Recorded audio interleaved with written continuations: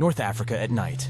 A ferocious predator is lurking in the darkness, swimming in a murky river and trying to catch a fish as big as a car. Suddenly, long, sharp teeth flash in the dark. What is it? A really big crocodile? Nope, definitely something worse. This time we decided to go about 100 million years back in the past. Over there, you won't find those modern, ordinary predators you're used to seeing on National Geographic. This fella is a 50-foot-long beast with sharp 6-inch-long teeth and a sail with spines on its back. Hello, Spinosaurus. This is the only dino we know about that liked to live in the water instead of on land like most other dinosaurs. It was really good at swimming and had some cool adaptations that helped it spend much time in the water and survive. For example, its unusually long spines were as long as surfboards. But the sail wasn't just for looks, though. Spinosaurus might have used it to communicate with other creatures. When its sail popped out of the water, it was like showing a warning sign to all potential intruders that said, "Hey, stay away from me! Don't you see I'm busy?" Many smaller creatures quickly got away after seeing these spines. They had some time to escape because Spinosaurus was catching its prey and wasn't paying that much attention to the rest of the world. But it seems that this time, not everyone got the message. A pair of eyes popped out of the water. The creature took a look at Spinosaurus's dinner and came closer, licking its lips. And now, as it comes closer to the shallows, we finally see what it is. A Purosaurus. Crocodiles in any form or period of time are scary, but this one is particularly terrifying. Longer than a school bus, and with an enormous mouthful of incredibly sharp teeth. We're looking at an extinct genus of giant caiman that mostly lived in Central and South America about 8 million years ago. They would always go after mammals, smaller crocodilians, birds, reptiles, and amphibians. We're looking at one of the biggest crocodilians, as well as one of the biggest reptiles, that roamed our planet after dinosaurs went extinct. Its head alone is around 5 feet long, nearly as long as the whole body of the majority of caiman species that exist in the modern animal kingdom. Check out its giant teeth as it opens its mouth, reaching for the fish the Spinosaurus had caught earlier, a sound of a locking jaw. Its teeth missed the dinner. Spinosaurus saw the enemy coming and moved it to the other side, but it's now angry that this stranger dared to come to dinner uninvited. It goes toward Purosaurus, but very carefully. You don't want this giant crocodilian to catch you, considering it has one of the strongest bites of all creatures that have ever walked, crawled, or swam on Earth. Until recently, researchers believed the caiman showed up in the animal kingdom around 8 million years ago. But some studies from 2020 showed big bite marks on a 13-million-year-old sloth that could have been the work of a Purosaurus. None of the other 6 ancient crocodilian species in that area had teeth as big as this fella. They could crush bones. Plus, the Purosaurus was never afraid of the challenge of going after bigger and trickier animals. These crocodilians lived in a giant wetland area called Pebas, located in what is now Bolivia, Brazil, Peru, Colombia, and Venezuela. This was home to some incredibly big creatures, including rodents as large as buffaloes and gigantic turtles, but the Purosaurus didn't only go after them. There were fierce, strong, and large reptilians, Gripaisuchus, Morisuchus, Stupendemus, that he was hunting too. They were ferocious predators a rare animal could escape from, until the Purosaurus entered the scene. Considering its size, the Purosaurus needed about 88 pounds of food every day to survive.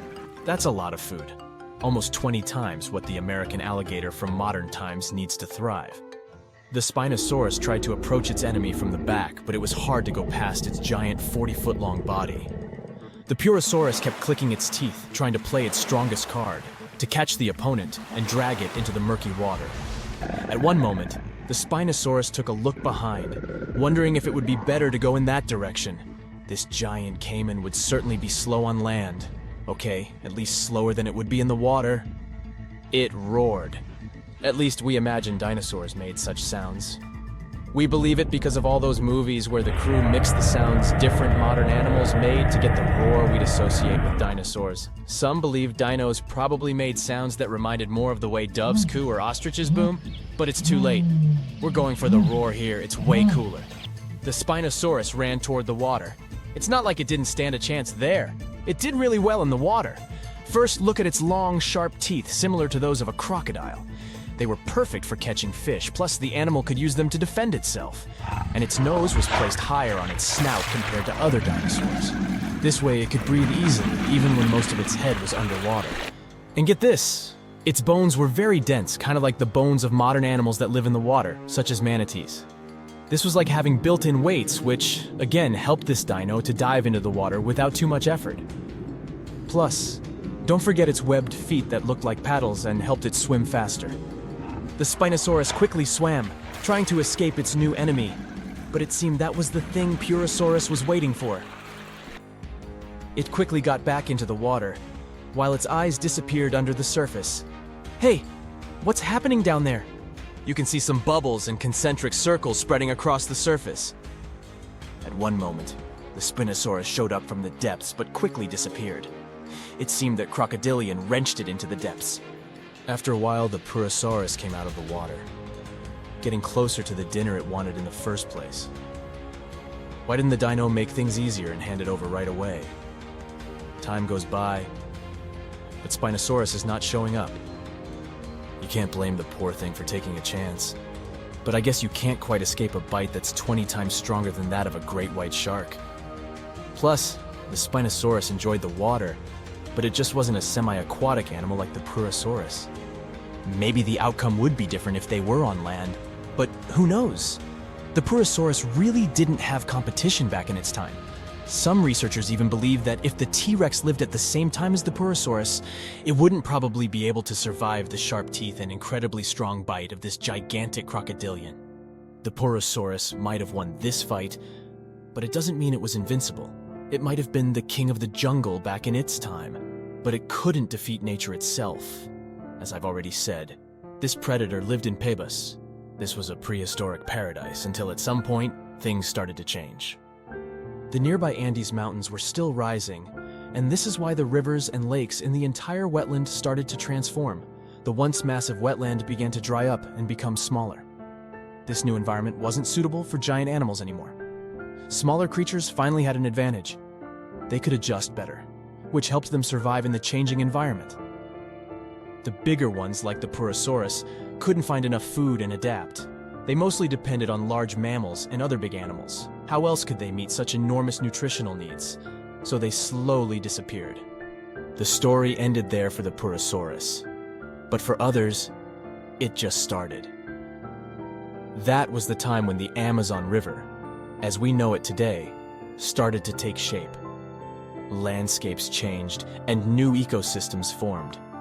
Smaller animals were able to thrive in these new conditions. We probably won't ever see such gigantic species tearing through the rainforest ever again. I guess we're lucky. The Tyrannosaurus Rex, the formidable predator, the world-known celebrity of the animal kingdom, the king of all dinos. Since its discovery in 1902, this dangerous predator has fascinated both researchers and the regular public. But despite its terrifying reputation, there were actually other beasts that could defeat the T-Rex. And one of the true nemeses of this dinosaur was the Triceratops, a herbivore. But despite its plant-based diet, the dino was huge and had two nightmarish large horns and a smaller one, along with thickened bones which added to its defenses and helped protect itself from dreadful predators like the T-Rex. This dino was something like proof that herbivores were no pushovers. Its formidable horns were about a foot wide at their base and tapered into mean points capable of skewering any predator, even a T-Rex like Juicy Barbecue. The colossal skull of the Triceratops sported an enormous frill made of protective solid bone, which was topped with hornlets. From the tip of the animal's beak to the spiked rim of the frill, the head of the Triceratops could reach a whopping 10 feet in length and weigh around a ton. This gargantuan construction, the head of the dino, was attached to the body with the help of a ball and socket joint. This allowed the dino to swivel its head around with astonishing speed, brandishing its horns to scare predators away. That's one of the reasons why a T-Rex that decided to attack a Triceratops was actually taking a big risk. The battle could easily go either way. Of course, the king of the dinosaur world could win and get its long-awaited feast, but just as likely, the hunted could become the hunter and end the T-Rex's game. Now, how about we find some more cool and lesser-known facts about those intriguing creatures, dinosaurs? For example, dinos almost certainly did not roar. Scientists think they might have cooed instead. More accurately, they probably produced sounds in ways similar to the way ostriches boom or doves coo. You see, many modern birds use a method of producing sounds called closed-mouth vocalization. Sounds are made by inflating the throat rather than passing air through the syrinx, the vocal organ of birds. In other words, the Jurassic Park movies got it all wrong. A lot of early dino reconstructions appeared under the influence of those scary noises that we associate with modern predators, like lions. So, on screen, dinosaurs have their mouths open when they produce sounds, just like lions when they roar. But real dinos wouldn't have done that, especially not before charging at their prey. They wouldn't have advertised their presence to other animals nearby, not when all they wanted was to have a meal. The Quetzalcoatlus was a member of the ancient group of flying reptiles, pterosaurs, and it was also the largest flying animal to have ever lived on Earth. The giraffe-sized creature had thin limbs, a startlingly long beak, and a staggering 40-foot wingspan. Researchers believe that these creatures could have also used their folded-up wings as legs, so they probably walked on all fours. Scientists discovered the Quetzalcoatlus about 50 years ago, but they still have a tricky time trying to piece together the details of this animal's life. For example, how did it even manage to lift its ginormous body off the ground when flying? Whatever the answer is, this creature is our first real look at the entirety of the largest animals ever to fly. One of the reasons why it's been taking so long to unearth the secrets of the Quetzalcoatlus is because this creature had hollow bones that helped it to fly, just like modern flying animals. So, when you find these potato chips-like bones preserved in super hard rock, you need to somehow remove them without destroying them. And that's a really tough task. The Tyrannosaurus rex was quite a slow runner. Its speed was likely to be just about 10 miles per hour, which is approximately as fast as the speed of an average human runner. As for T-Rex babies, according to hatchling recreations from the American Museum of Natural History, they were pretty cute. About the size of super skinny turkeys and covered with downy feathers. The largest land-based dino was the Argentinosaurus. This massive animal often reached up to 130 feet in length and 69 feet in height. Considering the average blue whale is around 70 feet long, you can easily imagine just how giant that dinosaur was. Many dinos had feathers, and I'm not only talking about avian ones. The largest feathered dinosaur we know about was the Eutyrannus huali, which translates as a beautiful feathered tyrant. It was a super predator and cousin of the T-Rex. Scientists think that the dino most likely relied on its feathers to stay warm. However surprising it may sound, some of the biggest dinosaurs were actually herbivores. Let's take the Brachiosaurus and Apatosaurus, for example. These creatures were giant, but followed a plant-based diet. Now, I'm not sure if you should try it or not, but apparently, you can tell the difference between a simple stone and a dinosaur fossil by licking it. It may not sound like the most legitimate approach, but even paleontologists sometimes find themselves doing this. The thing is, if you lick a potential fossil, it will slightly stick to your tongue. That's because fossils are way more porous than stones. When dinosaurs first saw the light of day during the Triassic period, around 230 million years ago, Earth's continents were clustered together and formed one giant supercontinent called Pangaea. Over the next 165 million years, Pangaea slowly drifted apart, and that separated many dinosaur species from one another. And still, most of the world's dinosaur fossils are found in three places: the high-altitude Badlands of China, North America, and Argentina have the largest amount of fossils, or at least easily accessible ones. In reality, most parts of the world are covered with fossils, but those located in desert-like environments are easier to find due to the lack of vegetation. Interestingly, most fossilized dino bones aren't bones anymore. The fossilization process often occurs when something gets trapped between layers of sediment or sand. For millions of years, those remnants stay there. At one point, they got surrounded by a layer of water. It replaces the original organic material with minerals. In other words, it's not the real thing anymore. It's a rock-like copy. The Triceratops boasted 3 giant horns sticking out of its head, but its teeth were even more fascinating. This dino had around 800 teeth, and new ones kept growing throughout its life. These teeth grew in sets of 36 to 40 tooth columns, with each column having 3 to 5 teeth, vertically stacked on one another. Some dinos had hollow bones, like today's birds. These creatures stored air in their bones, which helped them improve their breathing abilities. It made these dinosaurs lighter on their feet and allowed them to breathe much more efficiently. The Nigersaurus replaced its teeth every 2 weeks. This unique creature had rows and rows of teeth in reserve. They were hidden away in its mouth, and when a set of teeth wore out, they fell out, and the next row moved into position. Dinosaurs didn't all go extinct at the same time as soon as the asteroid crashed into Earth. Instead, the space rock likely triggered a chain reaction of events which changed the face of the planet. Of course, it didn't happen overnight, but over the next few hundred or even thousands of years. As a result, all but avian dinosaurs went extinct. The word dinosaur came from the Greek language. Deinos means terrible, and sauros means lizard. So basically, dinosaur can be translated to terrible lizard.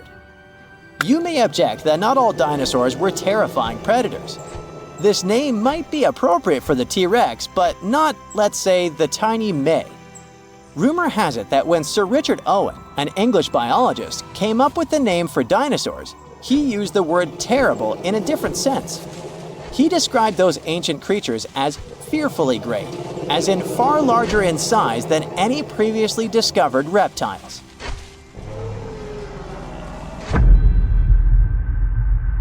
It was a 40 feet long and 12 feet tall beast, the king of dinosaurs. Its massive and muscular body weighed up to 8 tons. Its serrated teeth were sharp, and its jaws had a bite so strong they could crush a car. The creature had 2 powerful legs. It lived in forested river valleys all across North America, almost 70 million years ago. I'm talking about the most famous movie star among dinosaurs, T-Rex. It was very smart, with a brain twice as big as that of any large meat-eating dino. It was slower than other hunters, developing a speed of up to 12 miles per hour. Its other weakness was its small arms. Some scientists think they were just an evolutionary leftover, like the pelvic bones of some snakes. But others believe T-Rex used its arms to hunt. Its 4-inch claws helped the animal out. T-Rex was undoubtedly frightening, but surprisingly, there were even scarier dinosaurs in the past. Around 100 million years ago, there was a giant creature with the name that meant a spine lizard. It was Spinosaurus, the largest carnivorous dino. It was bigger than T-Rex and could grow almost 60 feet long. Its weight could be as great as 22 tons. The animal had long spines on its back. They could grow up to 7 feet long and were connected by folds of skin. They formed something that looked like a sail.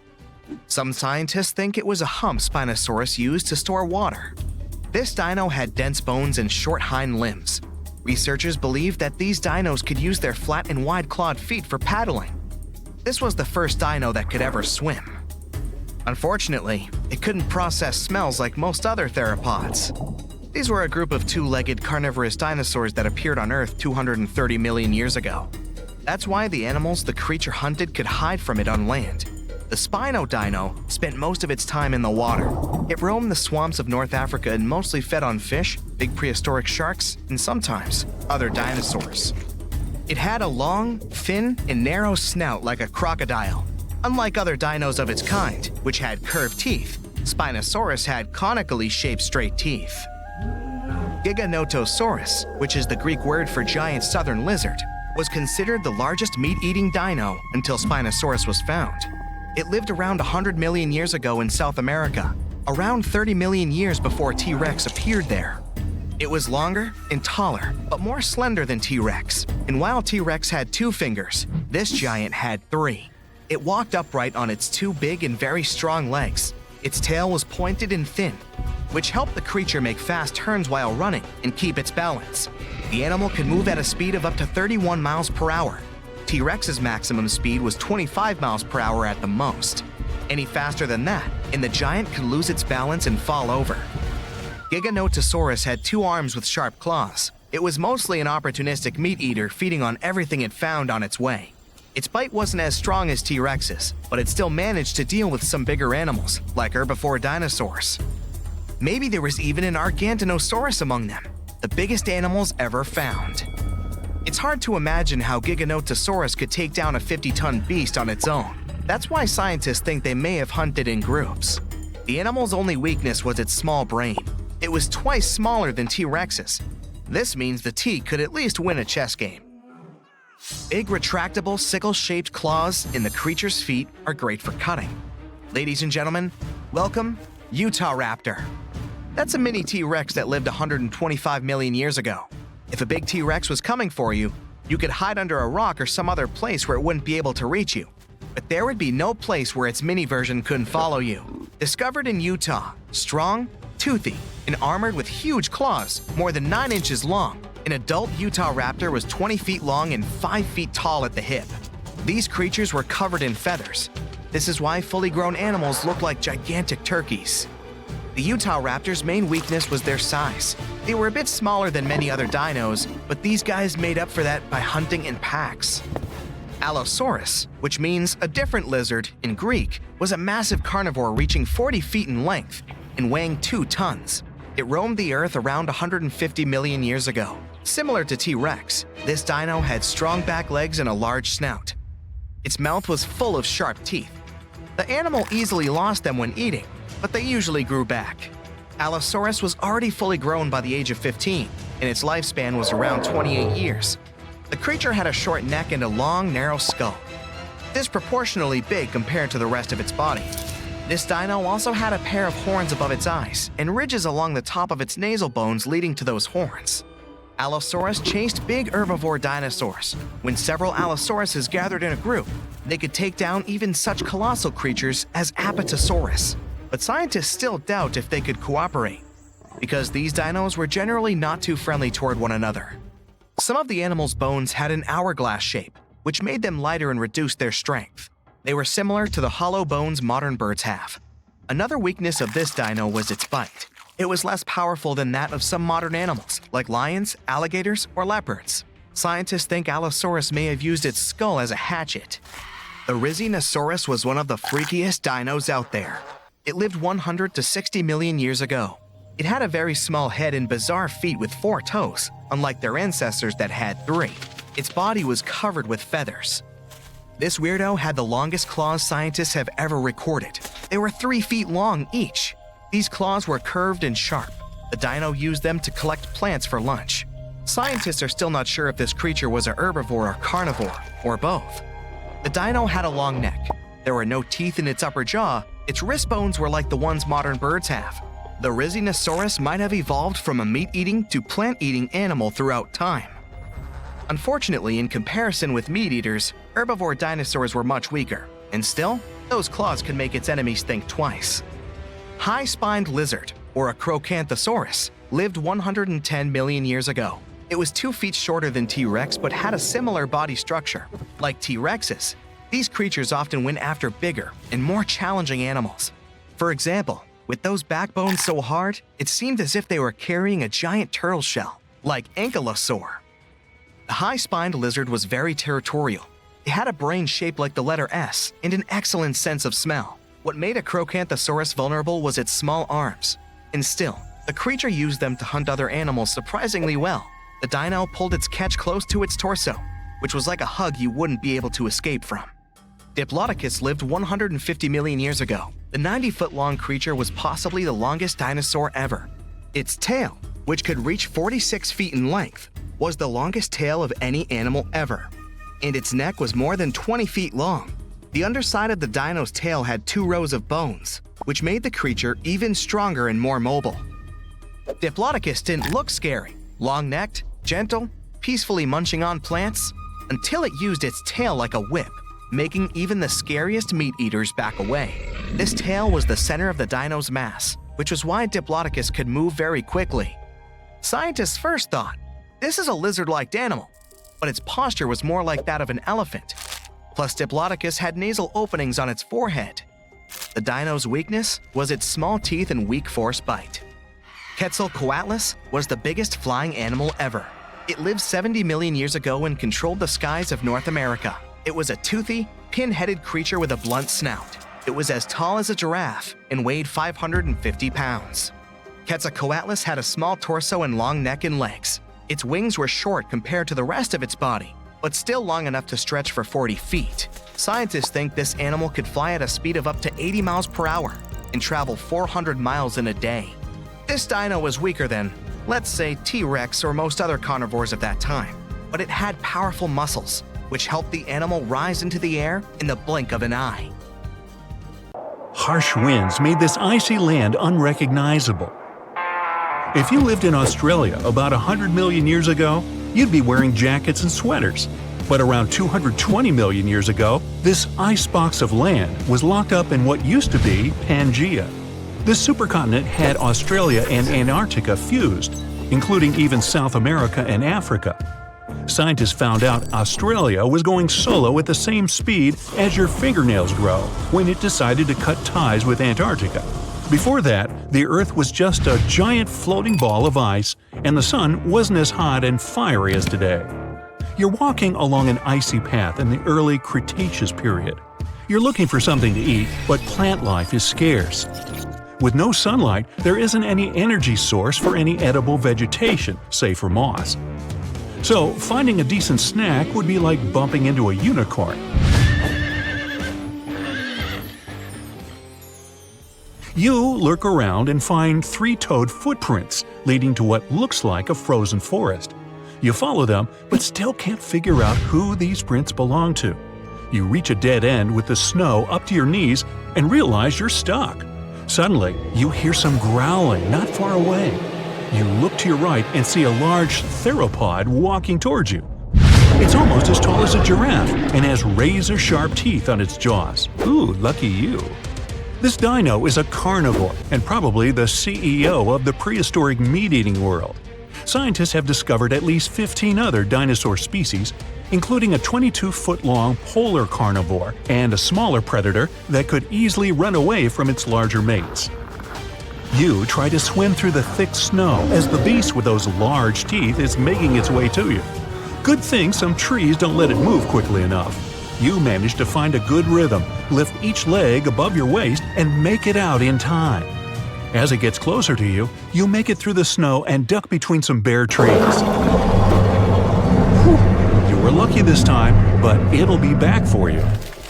Fossils of plants and leaves show that back in those days, Antarctica wasn't as chilly as it is today, and the same goes for its northern counterpart, Alaska. Still, living between 70 to 100 million years ago wasn't that comfortable. The T-Rex was the undisputed king of the dinosaurs.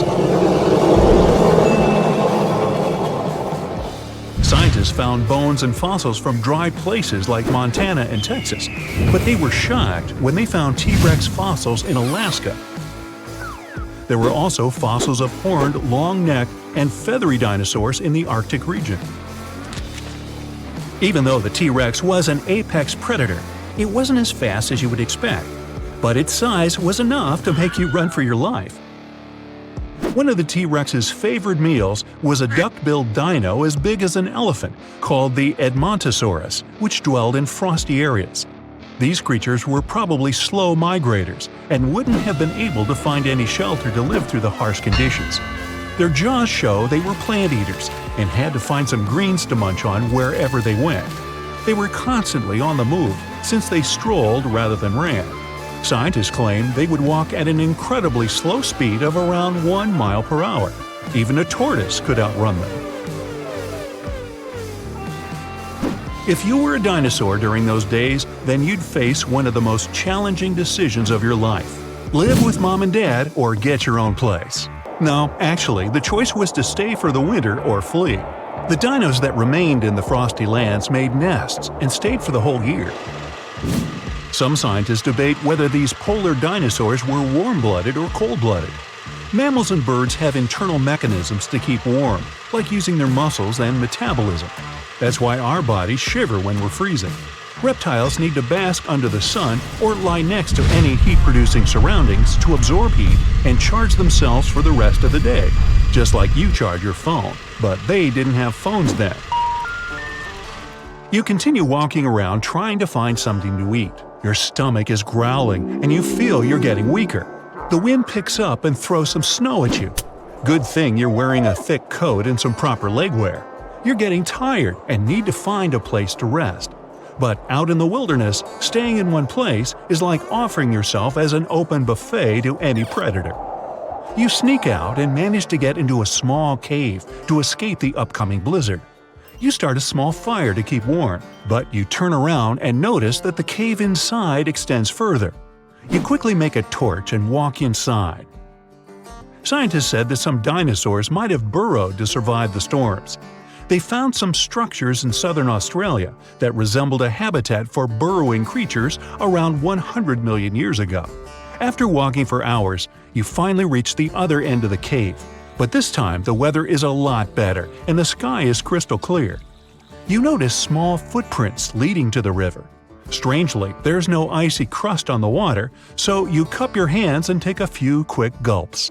Suddenly, a large shadow looms over you. You turn around and see a huge feathery dinosaur with bulging eyes. It kinda looks and moves like a velociraptor, and it's looking straight at you as if you were its snack. You get up slowly. You know you can't outrun it, so you have no choice but to fight it off. But then another figure appears nearby. A small herbivore called the Leolinacera, walking on 2 legs with a long tail, pops up and takes a sip from the river. The carnivore's attention has shifted towards it, and it forgets about you. Out of nowhere, a giant theropod rushes in from behind the frozen forest and chases them. You run back to where the cave was, trying not to get spotted. Humans weren't in the script then. 7 million years ago, Homo sapiens split from apes, becoming a fully independent species around 200 to 300,000 years ago. Neanderthals also thrived. While Homo sapiens were living and thriving in Africa, Neanderthals were migrating to parts of Europe and Asia, and were the first humans to live through an ice age. Scientists claim that Neanderthals couldn't compete with Homo sapiens and slowly disappeared. Some of them integrated with Homo sapiens. Earth has been through 5 ice ages. They're powerful enough to change Earth's physical structure permanently, and are partly responsible for landscape design. We're actually in the middle of an ice age right now that's been going on for 2.6 million years. But we happen to be living in the warmer interval parts that can last for tens of thousands of years. Neanderthals were shorter and stockier than Homo sapiens. They had wider noses and big skulls. According to scientists, they lived in caves and fashioned up clothes and tools made of stones and bones. They also had flat teeth on their jaws for gnawing and chewing, just like Homo sapiens. Ice ages played an essential role for Homo sapiens to adapt and survive. In their caves, they were able to draw scenes of hunting and gathering, and were the first ones to harness the power of fire for warmth, protection, light, and cooking. They also used an advanced system of sewing clothes, using bone needles and animal skins to make thick coats to warm themselves up. Ah, those were the days, huh?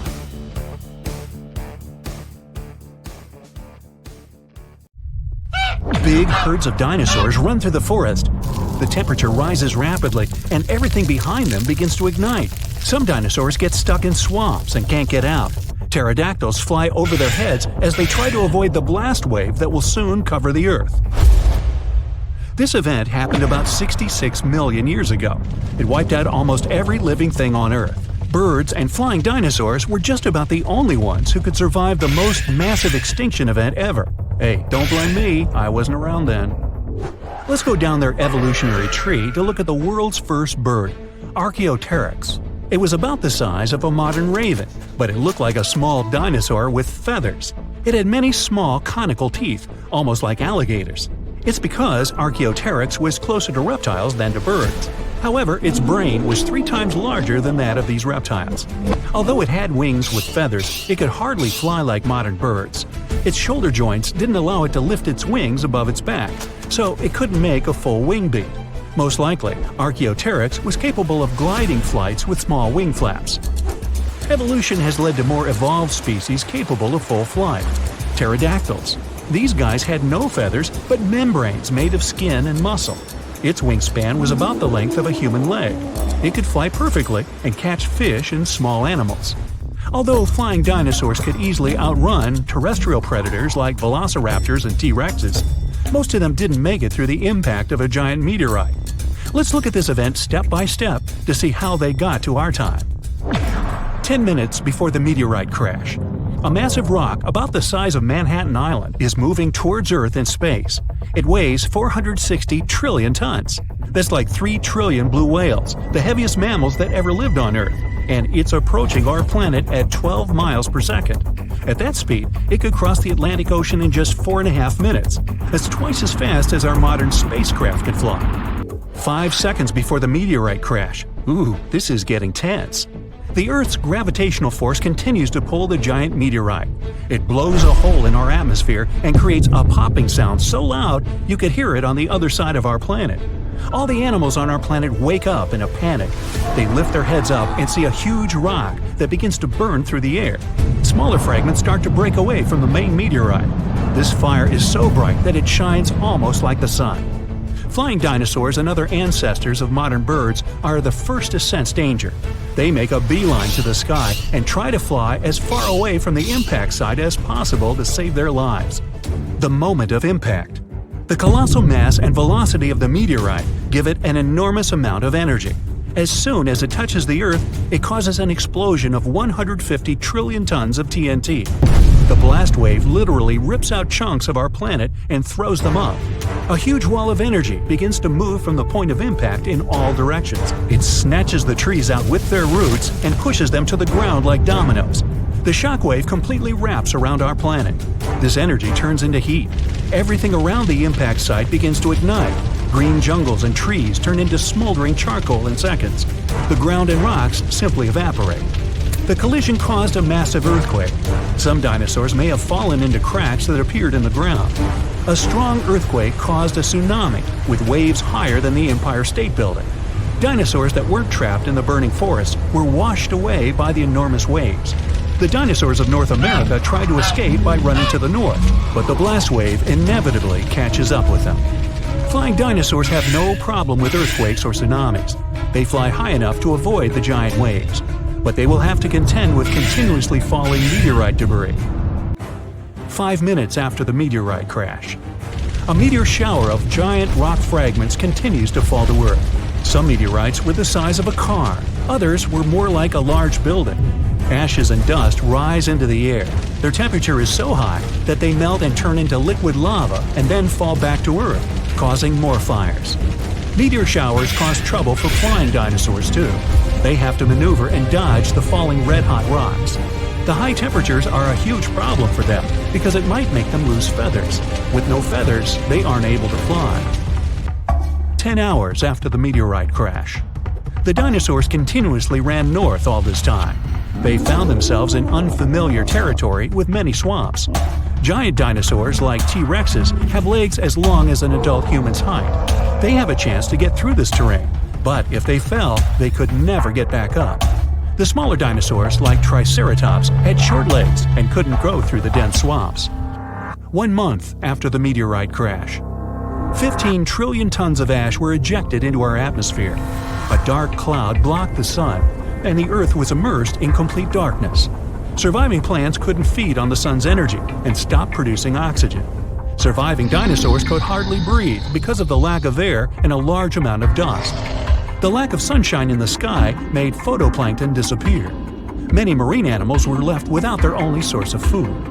The dust and ashes in the atmosphere prevent our planet from getting heat from the sun, and the temperature here is beginning to drop. The place where the meteorite fell was rich in sulfur. This toxic acid evaporated at the time of the impact and formed in clouds. Now there are acid rains on Earth. Flying dinosaurs now have to hide from these rains. They have to stay in caves and can't go outside to get some food. So far, a large number of terrestrial and flying dinosaurs have survived. They come out to see the aftermath of the disaster. The site of the impact was in present-day Mexico, the Yucatan Peninsula. The Chicxulub crater is located here. It's about 93 miles wide, like half of all of Lake Michigan, and it's 12 miles deep. You could plunge the whole Mount Everest in there, and there would still be 6.5 miles of available space. It wasn't the impact itself that made the dinosaurs disappear. The fire destroyed most of the plants the herbivorous dinosaurs ate. With no food, their numbers dwindled rapidly. Predatory dinosaurs had nothing to eat either. Acid rain and the disappearance of phytoplankton threatened all marine life. Even though birds managed to avoid the blast waves and tsunami, they were short of food too. About 80% of all birds didn't make it to the end of the extinction event. The problem was that all of the forests on Earth were wiped out. Most birds would nest and live in trees. Besides that, the forests were always full of food, from all kinds of ants and termites to flying insects and small mice. So, only those species that lived on the ground and could fly well survived.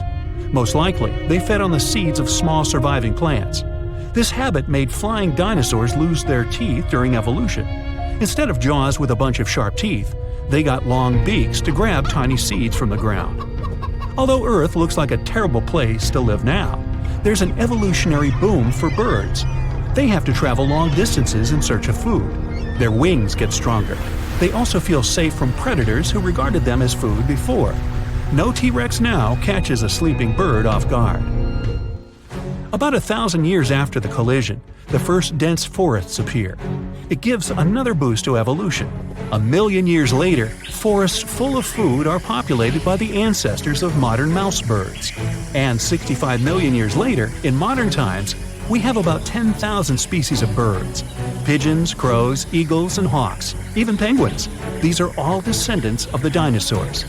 But there were other survivors. Some alligator and crocodile ancestors were able to adapt to changing conditions. About 80% of turtle species managed to survive the mass extinction, and now their descendants live among us. Snakes and lizards were also able to wait out the hard times in their burrows. Even some mammals, like monotremes, survived. This hedgehog-sized animal was able to continue to evolve. Many millions of years later, these mammals evolved into primates, which later gave life to modern humans. Much, much later came the iPhone. Hundreds of dinosaur species roamed our planet, and researchers give a name to a new type approximately every 2 weeks. It's not fair to stick to T-Rex, Stegosaurus, Spinosaurus, and other famous sauruses all the time. They've had their chance to shine in the movies and across the internet. So let's check out dinosaurs that no one talks about. First on our list is Torosaurus. The special thing about this dinosaur is that it definitely had one of the largest skulls ever found. It was big because of this frill going from the back of the animal's skull and covering its neck. The frill wasn't there for protection. It was probably just to show off a bit. The bone in the frill was thin and full of holes. As you can see, it's very similar to Triceratops. There are still debates about whether these two are the same species, but more and more studies show that they were more like cousins. They were probably similar in size, but Torosaurus had a longer head with big openings, as well as longer frill bones with a groove on top. It also had more pairs of horns on the back of the frill. Some like to call Torosaurus a bull lizard. These fellows were plant eaters that may have lived in social groups. They existed at approximately the same age, but Torosaurus somehow ended up on the less popular side of the family. Kentrosaurus was a small stegosaurus. It's one of the least cuddly dinosaurs of all time. Its long, thin spikes seemed to be a pretty good defense mechanism. Stegosaurus, on the other hand, had shorter, thicker spikes that were less likely to bend or snap when the animal used them. Now, you wouldn't want to get anywhere near Kentrosaurus, though. Its tail could swing in a big half circle and hit with a force strong enough to break a human skull. Any volunteers? No? Okay. One scientist used scans of the dino's fossils to make a computer model of its skeleton. The model showed that Kentrosaurus had a flexible neck. It must have been really useful for looking around to see if something interesting was going on or if there was any dangerous animals trying to sneak up. Kentrosaurus typically walked on all four legs with straight hind limbs. The computer model tells us it could spread its front legs out to its sides, too. Maybe it was a way to protect its belly during fights. Stegosauruses, in general, had tails that were like big weights at the back of their bodies. That's why their balance point was closer to their hips. That's also the reason why they could easily stand on their hind legs and swing their tails around. So most people haven't heard of heterodontosaurs, even though their fossils showed that dinosaurs got feathers way back before we thought and in groups where we didn't expect it. In 2008, paleontologists identified the first known skull of a baby heterodontosaurus, which was less than 2 inches long, smaller than a tea bag. This baby dinosaur had relatively big eyes and a short snout compared to bigger ones of its kind. Now, what's really interesting is that some scientists used to think that Heterodontosaurus's tusks, like those of modern warthogs, only appeared when they were fully grown. But it seems they had them from the early stages of their life. Heterodontosaurs had 5 fingers on each hand, 2 of which were opposable.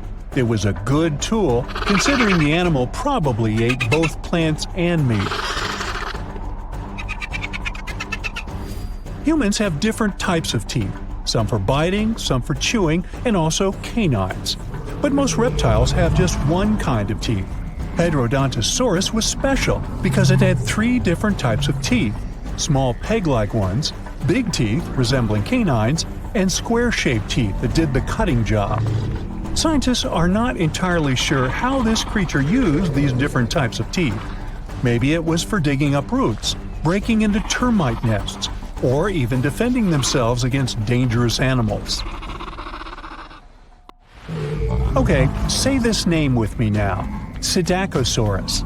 She was quite a common dinosaur in its time, but she never still gained popularity. Scientists found out that when these dinosaurs were young, they probably crawled, considering they had longer arms and short legs. But as they got older, between 4 and 6 years old, their hind legs started growing much faster and became much longer than their front legs. So, later in life, they likely didn't move on all fours anymore, but walked on 2 legs. Inside the stomach of one of these creatures, scientists found pebbles. This shows the animals either had a hard time digesting what it ate, or it didn't chew its food very well. Its beak looks quite familiar. That's how it got its specific name, a parrot lizard. It was really strong, and some believe the creature used it to crack and open tough nuts and seeds before the pebbles in its stomach helped mash them up for digestion.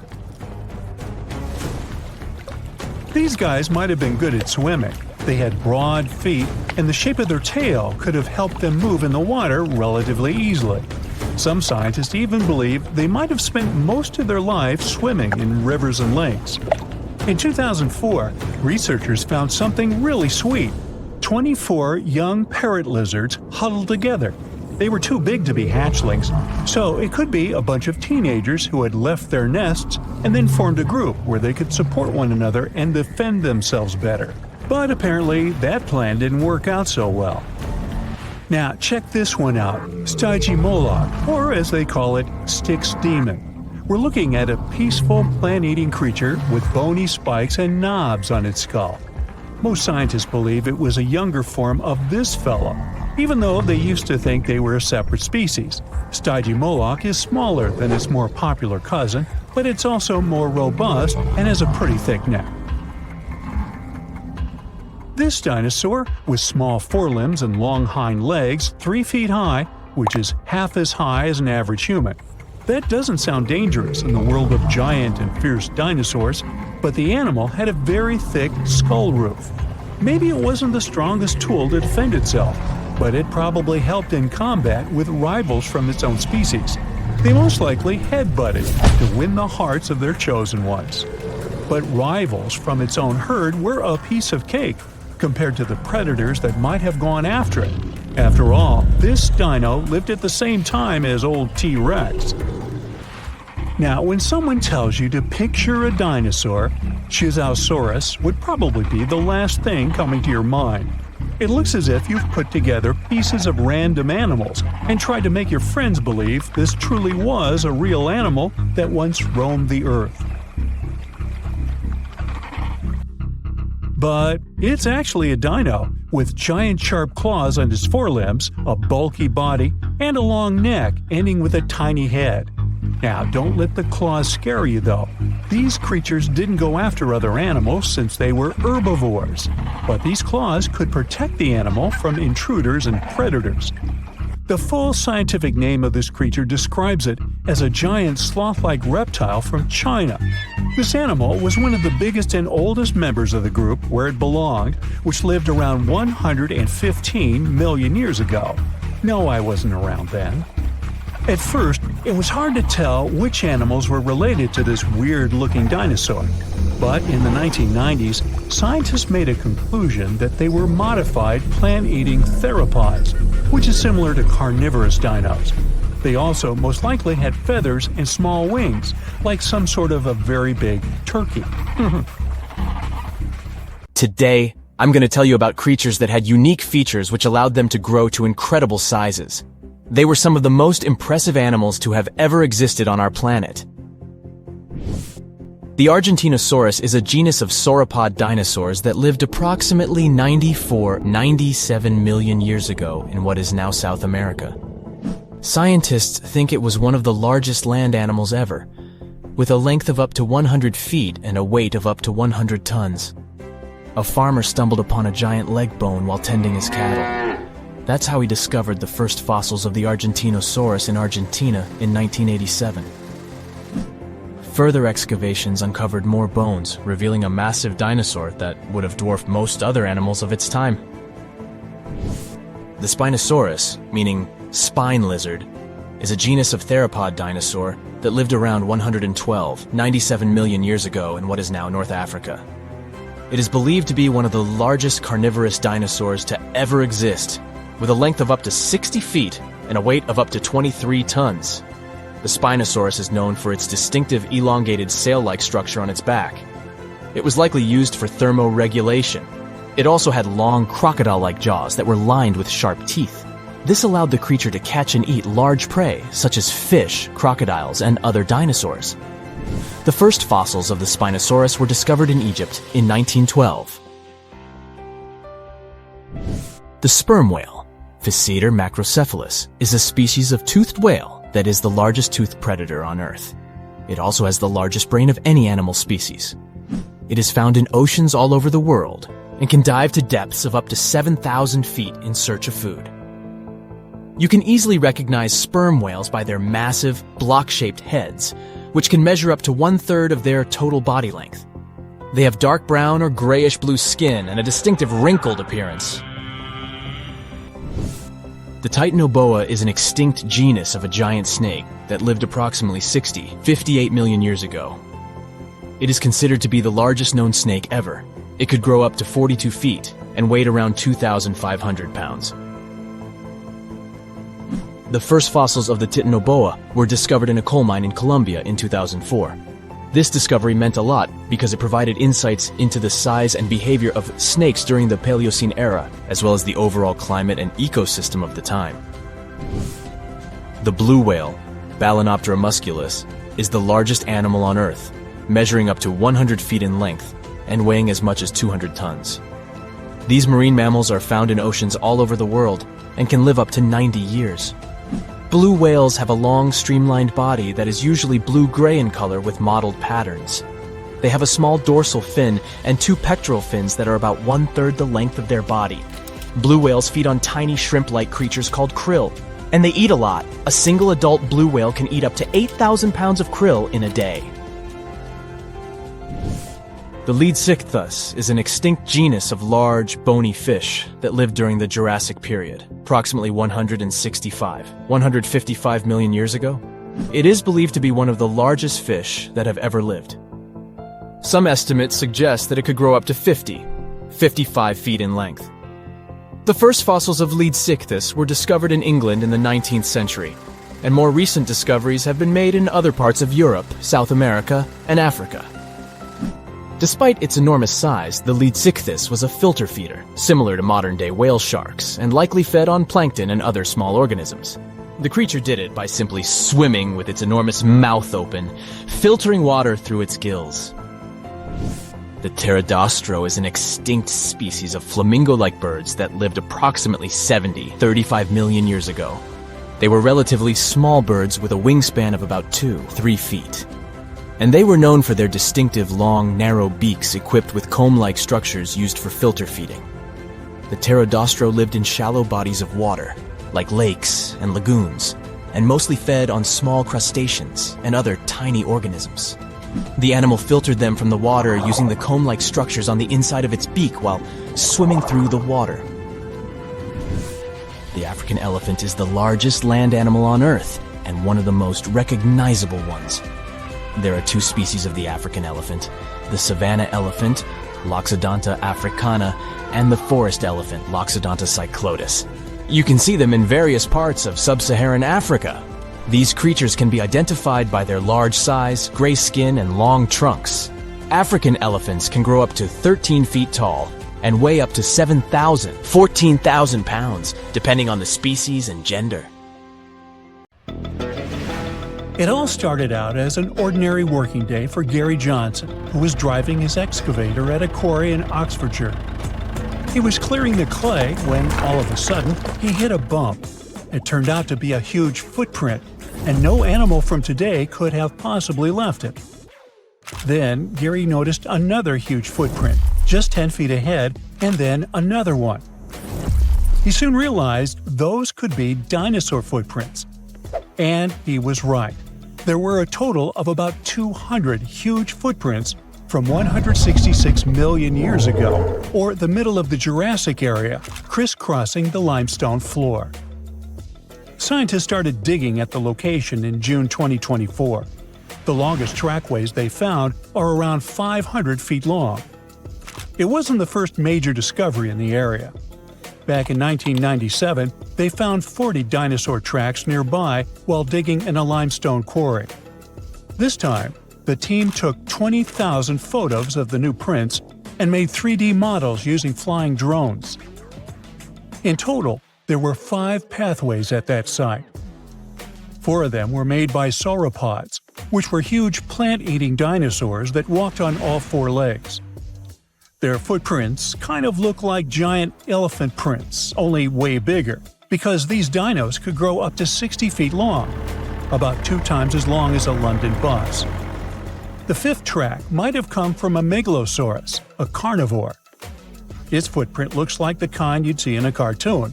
It's called a tridactyl, which means it has 3 big, clear toes. Hey, just like me. Kidding. Unlike previous dinos, these guys could walk and even run on there too. Back then, the area they lived in was like a warm, shallow lagoon, and these dinosaurs squished through the mud, leaving their footprints behind. The footprints can help us learn how fast the dinosaurs moved, how they walked, how big they were, and what kind of environment they lived in. You can't learn all that from bone fossil records, which makes this discovery super important. Scientists think that a big storm helped save the prints in such great condition. It could have dumped a lot of mud on top of them, keeping them safe from being washed away. Just several months after the Oxfordshire discovery, scientists found over 260 matching dinosaur footprints more than 3,700 miles apart on different continents, in Brazil and in Cameroon. When they studied these prints, they realized they were about the same age and shape and came from the same type of land and plate tectonic contexts. Northeastern Brazil and what is now Cameroon in Africa is one of the last tiny land bridges where dinos could cross between the landmasses freely before the continent of Gondwana broke away completely, around 120 million years ago. Africa and South America started drifting apart around 140 million years ago, and the South Atlantic Ocean slowly filled the gap between them. As the land split, big basins formed, and rivers and lakes began to fill them up. The footprints were found in those very basins on both sides of the ocean. Most of the prints were made by three-toed theropods, which were meat-eating dinosaurs. But there were also prints from sauropods and ornithischians, who were herbivores. The plants in those river valleys fed the plant eaters, which helped build a whole food chain. And the muddy ground helped preserve the dinosaurs' footprints, just like in England. The latest footprint discovery, this time in the Scottish Isle of Skye, helped scientists learn something new about the dino habits. So far, they've found more than 130 footprints at Prince Charles Point. And it turns out that huge meat-eating dinosaurs and their plant-eating prey shared the same water here 167 million years ago. Some of the tracks were made by megalosaurs, meat-eating dinosaurs that were early relatives of the T-Rex. Others were from huge long-necked plant eaters. Some of them were 3 times bigger than an elephant. The scientists looked closely at the footprints to figure out how the dinosaurs walked and moved around. They believe the dinosaurs were hanging out near shallow freshwater lagoons, just like animals today gather around watering holes. Another important discovery from the Isle of Skye is 2 super rare fossils that are helping scientists rewrite the whole evolution of mammals. Some shrew-like creatures today live just around 1 or 2 years, right? Well, those little guys used to stick around for 7 years or even longer. Scientists found 2 nearly complete skeletons of it on Skye. One was a grown-up and the other was a young one. To figure out how these animals lived and grew, scientists used high-tech X-ray scans to look inside the rock and check the teeth, kind of like counting tree rings to find out how old the tree is. The younger creature was still changing to adult teeth, but was already about 2 years old, which is very unusual for small animals. It lived in the area during the Jurassic period, when Skye was warm, tropical, and full of shallow seas and thick forests. Back then, these tiny and strange early mammals were just starting to appear in a world ruled by dinosaurs. But they were the beginning of the long line of mammals that would one day include cats, whales, and humans. Scientists are learning about the final days of dinos from a new fossil site in Argentina. Most of what we know about the impact of that dramatic asteroid hit comes from North America, where T-Rex and Triceratops once lived. But now, we get to see what happened further south. The team of scientists working in a local quarry found bones from hadrosaurs, which are pretty rare in South America. Long ago, this desert area was warm and full of plants like ferns and palms. There was a stream flowing through wide flat lands, which helped bury and preserve the animals that lived there. Back in 2020, scientists were exploring the area when a paleontologist found a dinosaur foot bone. They kept looking even through heavy rain and discovered a whole group of fossils, not just from one dino, but from several of different ages, maybe even a whole herd. Another super important discovery here was a tiny mammal jaw with 5 teeth found just 2 hours after searching the site. The jaw came from a small plant-eating mammal. These creatures were about the size of a chipmunk and had very special teeth with ridges and grooves for chewing plants. This was the first time a mammal jaw had ever been found in that whole area, and it made scientists realize the site could tell them more than just dinosaur stories. The team also found a tooth from another dinosaur and a claw from a smaller predator. All the fossils found here could help answer some big scientific questions, like were the dinosaurs already slowly disappearing before the asteroid hit, like they probably did up north? And what happened to the animals that survived the asteroid hit? Several years ago, scientists found another fossil, this time encased in amber, that came back from a time when dinosaurs walked the Earth. The world looked very different, but it also had some surprising things in common with today. Back then, the night skies were also lit up by glowing fireflies, and the dinos probably watched them like we do. The amber is 99 million years old, and this special firefly is only the second one ever found from the Mesozoic era. Finding these kinds of fossils is really hard, because fireflies have soft bodies that don't turn into fossils very well. That makes it tricky for scientists to figure out exactly how and when these beetles started to glow. But now, thanks to the newly found firefly, they believe the glowing started at least 100 million years ago. The fossil helps fill in the gaps in the evolution of fireflies and their ancestors. It shows that important parts, like their glowing bellies, have stayed the same since the middle of the Cretaceous period. Now, if Earth's history were a movie, we humans would only take up the last second of the end credits. Our planet has been around for about 4.6 billion years, but our human story began about 300,000 years ago, in Africa. Now our ancestors had some wild adventures in nature. They could have run into creatures so big they'd make today's elephants look like puppies. The woolly mammoth is a pretty famous animal, sure. His cousin, though, the Columbian mammoth, not so much.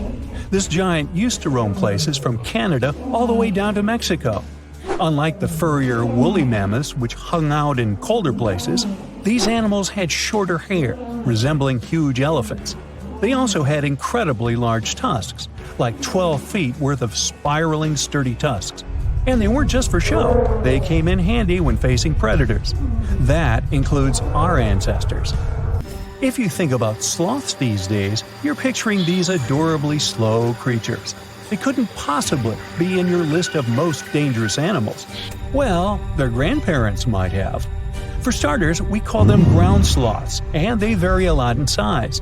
Some were as big as rhinos, and others, like the Megatherium, were as colossal as elephants. Imagine seeing a 20-foot-long sloth which doesn't mind chewing on some meat every now and then, at least in theory. Ever heard of Bigfoot? Well, our next animal kind of looks like him, but is a distant cousin to orangutans. Meet Gigantopithecus, the largest primate to ever call our planet its home.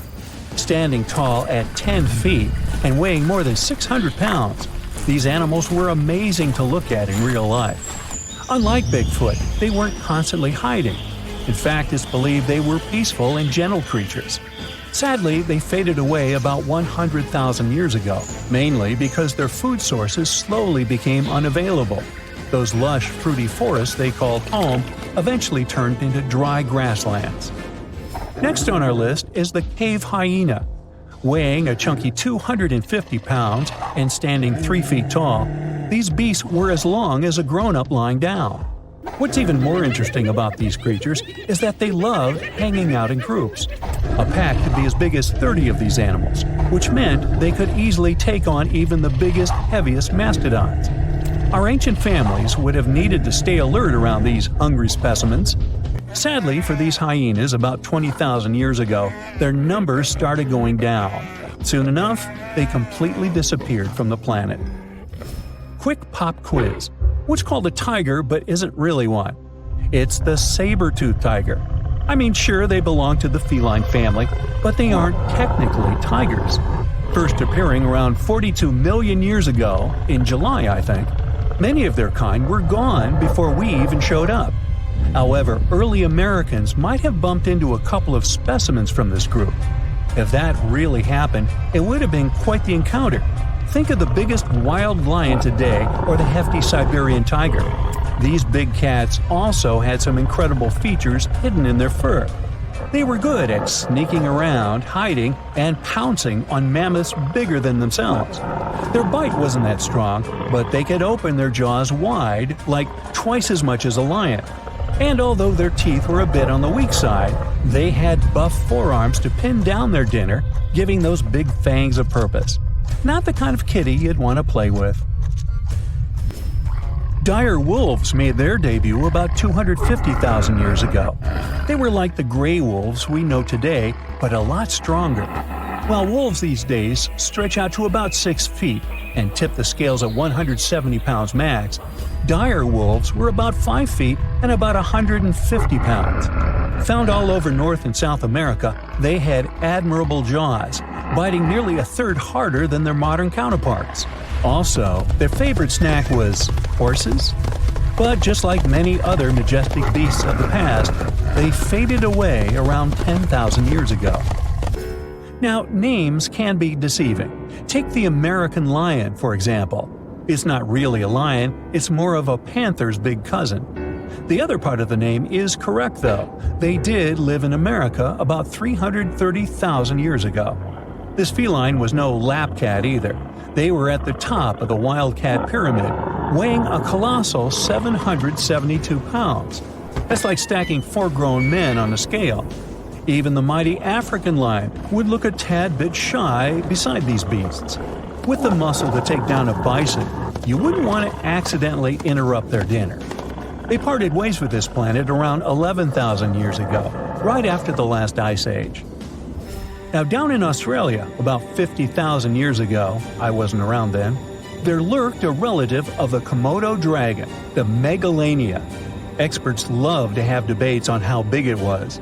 Some say it stretched out to 23 feet.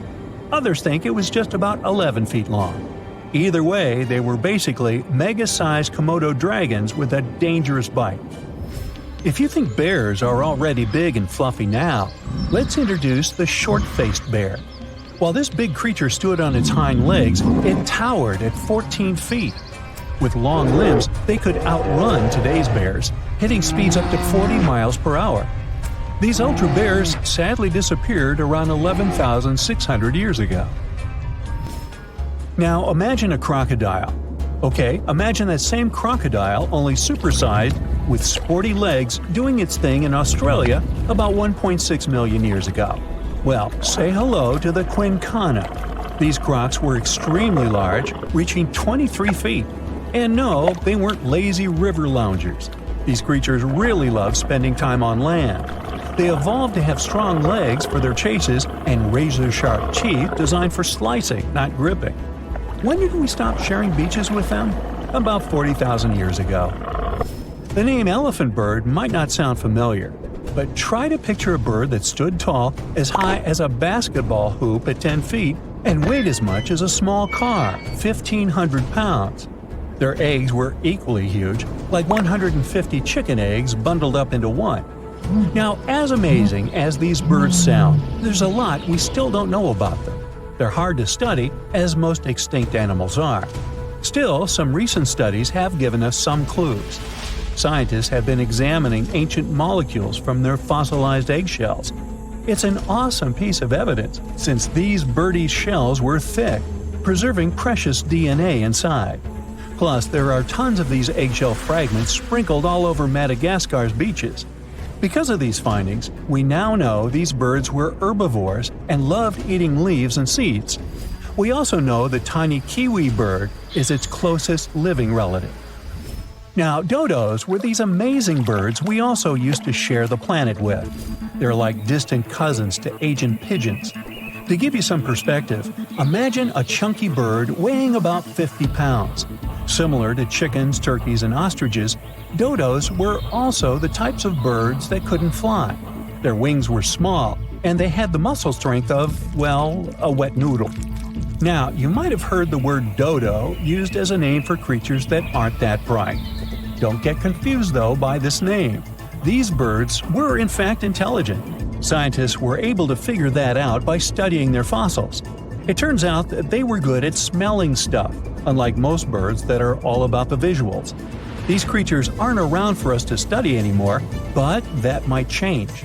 One evolutionary biologist is on a mission to fully understand these amazing ancient birds. On that note, she revealed that the dodo's DNA has been completely sequenced. There are even talks about potentially bringing dodos back to life. They would make a nice addition to the lovely beaches of Mauritius, the place they used to call home many, many years ago. Australia used to have its own giants. Those were huge animals that could have dwarfed anything living on this continent these days. Scientists found the remains of many of those ancient creatures in the Narracuta Caves in South Australia, 4 hours away from Adelaide. It's a lovely region, but it can be treacherous. Watch out for holes the ground is pocked with. Known as pitfall traps, many of them are no wider than a coffee table.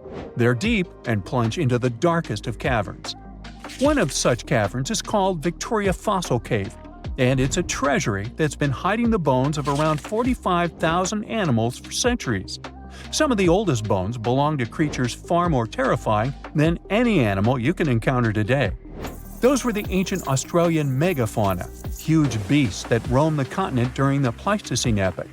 During those, there were giant snakes, huge flightless birds, wombat-like creatures the size of a rhinoceros, and many others.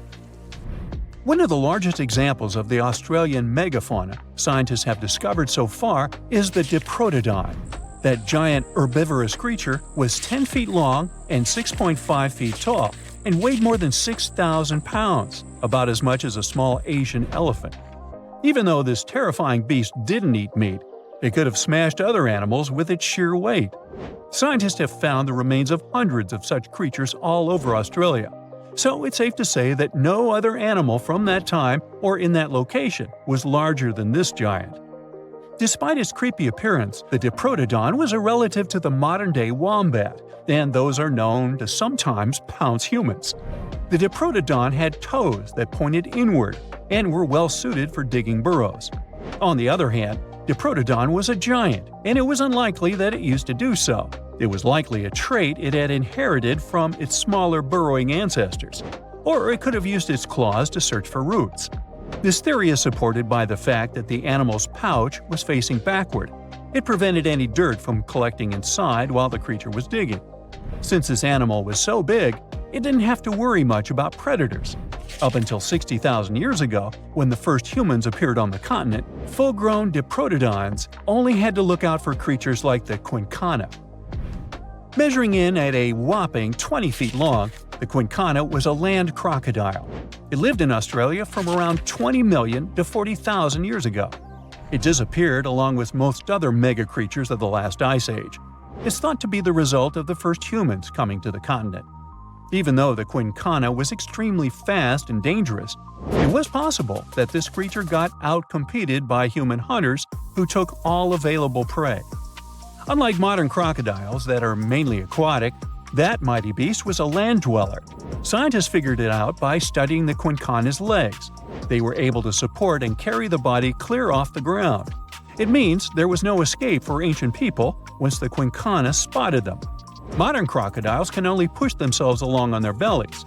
Such an adaptation allowed the quincana to chase its prey for long periods of time, exhausting it in the process. Another creepy feature of this ancient monster was its teeth. Aquatic crocs have conical teeth. Those are great for gripping and holding on to prey underwater. But quincana had knife-like teeth, ideal for slicing soft-bodied animals like, mammals. Another Australian monster, Thylacoleo, wasn't all that large, but it didn't make it any less terrifying. It was still among the top predators and the biggest carnivorous animals in Australia. This creature was a true oddity of nature, even by prehistoric standards. First, its teeth resembled not those of a regular predator, but those of a rodent. Its front incisors were enlarged, taking the place of canines. Premolars were also shaped like blades. They were used for cutting flesh and bone. At first, scientists thought that Thylacoleo used those teeth to eat nuts and fruits. But later, a study showed that the use of such teeth was better suited on necks and spines. The jaws of this ancient creature were immensely powerful. A 220-pound Thylacoleo had a bite force similar to that of a present-day 550-pound lion. It means that the animal could easily bring down prey much larger than itself. Then there was Thylacolio's tail. It had strong muscles which provided the animal with the ability to use the tail as support when tackling large prey. The Thylacolio had retractable claws, and this feature is very uncommon among marsupials. It allowed the animal to keep its razor-sharp hooks from getting blunt and could help it get a better grip on its prey. Scientists are quite sure that, like today's leopards, the Thylacolio could climb trees and jump on other animals from above. It was done so fast and stealthily, they never knew what hit them. The creature's rear feet support this theory. The first toe there was reduced, but the foot had a rough pad like what modern-day possums have. It allowed them to have a better grip while climbing. Right after scientists found the first skull of the Megalodon, this animal was classified as a lizard. That's why its name translates to small groomer. But after they discovered more complete fossils, it turned out that the Megalodon was a giant turtle. But that's not all. It was one of the largest land turtles to ever have existed. The main reason researchers initially believed the creature to be a lizard was the fact that its skull was adorned with a series of spikes. It's something the modern-day horned lizard can boast. But even after discovering the true nature of the Megalodon, scientists still don't know how to properly catalog it. It might have been a creature that folded its neck under its spine, or it could have folded it to the side.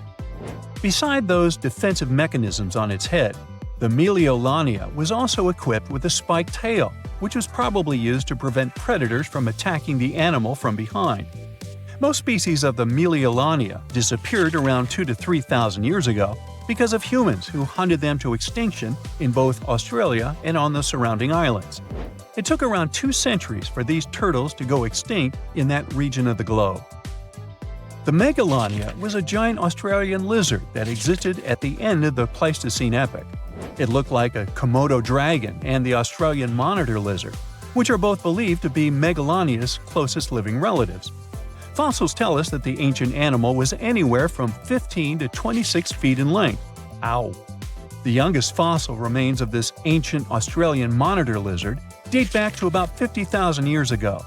The first indigenous settlers must have encountered Megalodon, which led to the lizard's extinction. Originally, scientists thought that the Megalodon was the only member of the genus Megalonia, but these days it belongs to the genus Varanus, which means that the prehistoric creature is closely related to other Australian monitor lizards. Our next giant creature on our list was once dubbed an ostrich on steroids. I mean, look at it. It was the last of the thunderbirds to go extinct in Australia. The Genyornis lived on the continent at the same time as early humans. They might have coexisted for 15,000 years or so before the huge bird eventually disappeared. This theory has some proof. The bird's fossils found along with human artifacts. Some cave paintings also depict flightless birds similar to the Genyornis in size and shape. Although it wasn't the largest bird in Australia, the goose-like creature was still as tall as a grown-up man and weighed around 550 pounds. Even a modern-day ostrich can be dangerous if it feels threatened. Imagine meeting its giant prehistoric relative. Scientists are still arguing about its diet. Many believe the creature was an herbivore, but there's still a chance that the Genyornis was a partial scavenger. Its small, stubby wings and powerful hoof-like legs hint that the bird could have been a plant eater. But its huge beak and exceptionally deep lower jaw evoke suspicion. Such features are highly unusual in birds. Ooh, from giant spiders to venomous snakes, we all get freaked out by Australian creatures. Yeah, me too. But newly discovered fossils show that things were way more dangerous 120 million years ago, when this land was completely ruled by massive razor-clawed megaraptors. Yeah, I'm glad I wasn't around then. These dinosaurs were about 26 feet long and walked on 2 legs, just like the famous T-Rex. They were fast, fierce hunters, with a superpower: their hug. Yep, their massive, muscular forearms had huge curved claws, perfect for grabbing and holding onto prey. Uh-oh. They would wrap their arms around their poor victims, just like a hug, and trap them with no chance of escape. And even though their teeth were quite small, they were still sharp enough to rip through flesh. The first time we heard about megaraptors was in the late 90s, when a paleontologist discovered their fossils in the region of Patagonia, Argentina. Since then, no one has ever found a complete skeleton, only fragments. But probably the most important one yet was uncovered in Australia at the beginning of this year. Researchers were exploring Victoria's stunning coastline when they stumbled upon megaraptor fossils. First, they spotted bones from its lower legs and a few vertebrae washed up on the beach. Even though they were working with just a couple of fragments, a deeper analysis confirmed that these belonged to a megaraptor. And not just any megaraptor, it was the oldest one ever discovered. This discovery gets even more exciting because it adds weight to the theory that these dinosaurs might have originated in Australia. But we already knew that they roamed the land down under since early 2023, when researchers found the top of a megaraptor skull in the country. So let's rewind a bit. We first found their remains in Argentina, right? Right. But then, years later, researchers found fossils of the same family of dinosaurs on the other side of the world, in Australia. If the ones in Oceania were older, how did these creatures end up in South America? Of course, they didn't fly there. They didn't cross continents by swimming either, although there is a theory that they could swim. Remember, we're talking about the dinosaur era, which happened millions of years ago. And back then, Australia and Argentina were actually pretty close. Basically, they were one. Both lands were part of the supercontinent known as Gondwana, and they were connected through Antarctica. Wait, but wasn't this path freezing? I mean, yeah, these dinos had to pass through Antarctica to get to their destination, but they weren't freezing their tails off. This all happened during the mid-Cretaceous period, when the weather was super warm.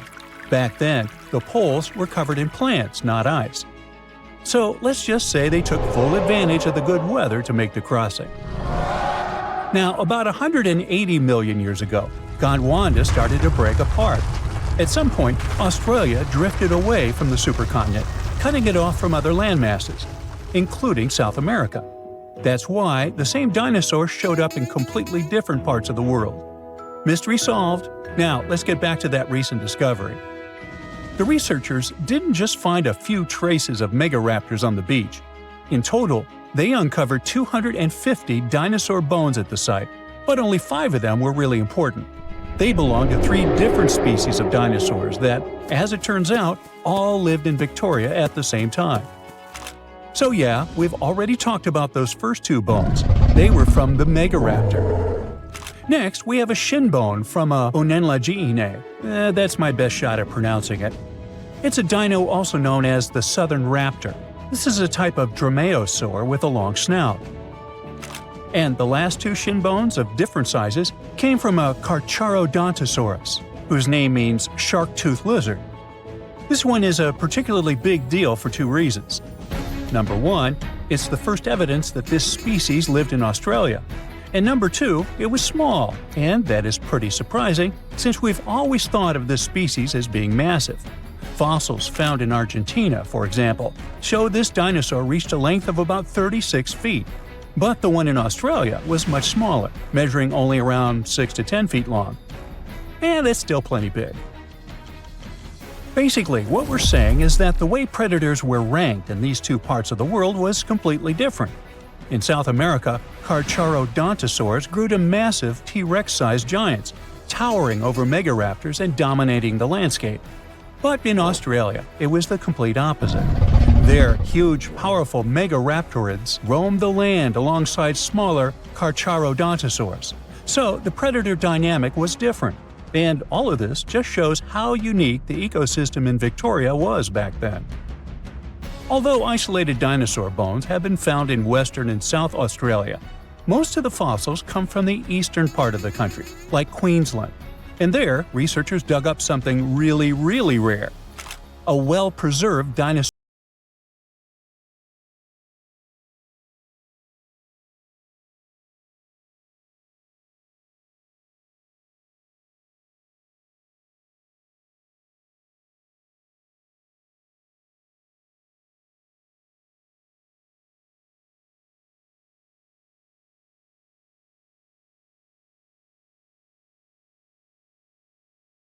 the Earth around 98 million years ago. Thanks to this find, scientists were able to recreate for the very first time what its face might have looked like. Probably after checking out the illustration, they thought, hey, it looks a lot like its cousin. They were talking about another species of titanosaur, this other unpronounceable guy. And guess where they used to live? Yep, in Argentina. So, this research also supports the theory that dinosaurs crossed between South America and Australia during the mid-Cretaceous period. Now, this wasn't the only secret buried in Queensland, though.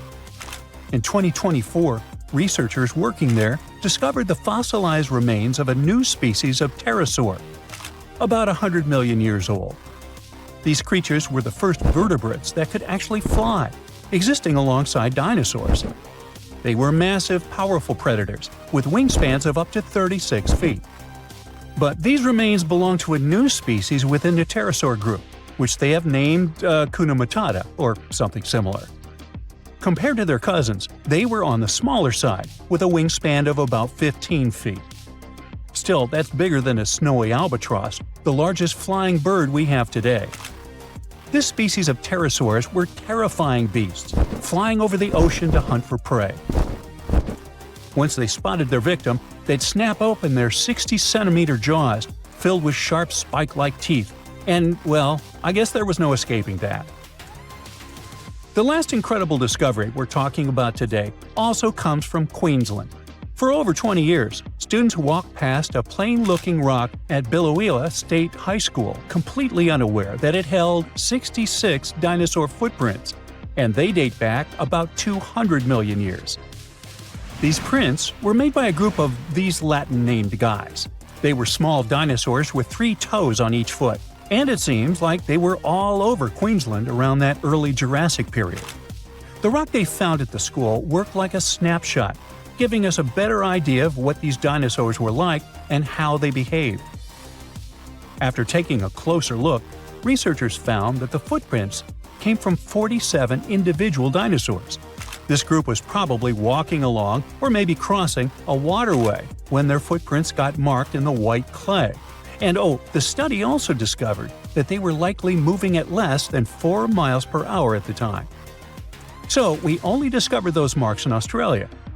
But fossils of the same species found in other countries showed that they had these long legs, a big chunky body, short arms, and this tiny head with a beak. But honestly, they don't sound as scary when you realize they only ate plants. Whew. When we say extinction, we usually think of dinosaurs that went to lunch with a humongous asteroid and were wiped out from the face of the Earth. We don't think of ourselves possibly going away in the near future. But what we forget is that there have been 5 mass extinctions that our planet witnessed in the last 500 million years, not just one.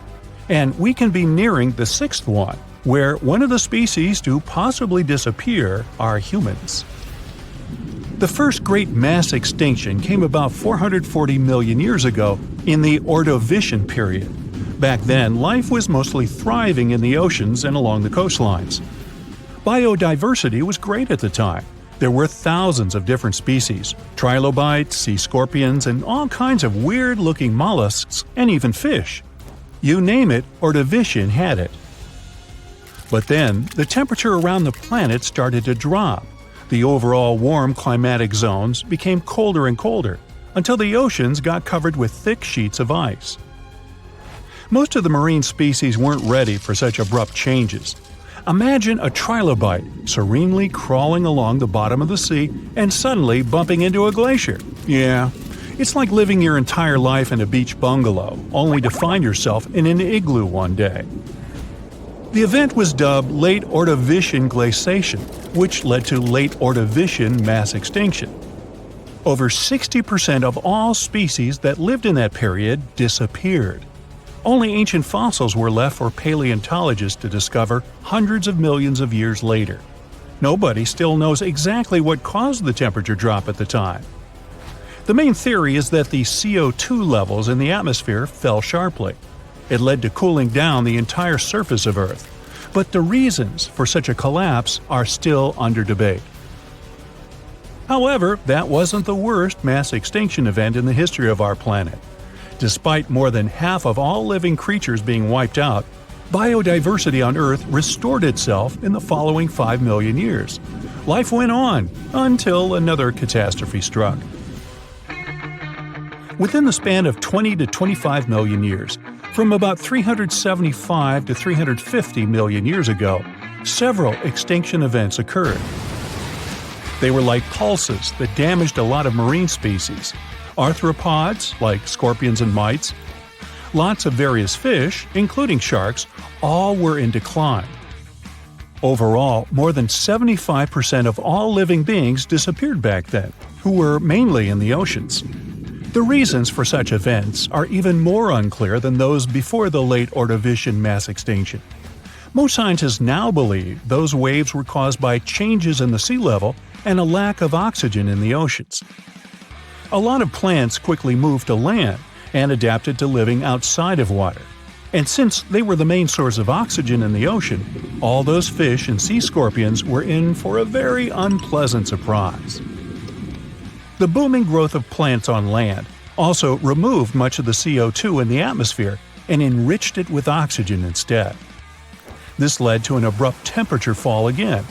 And although no new ice age followed, many land animals couldn't adapt to the new conditions. The bitter irony was that the major part of them had just recently crawled out on land from the ocean, looking for a better environment. Ah, well. This was only the first wave, though.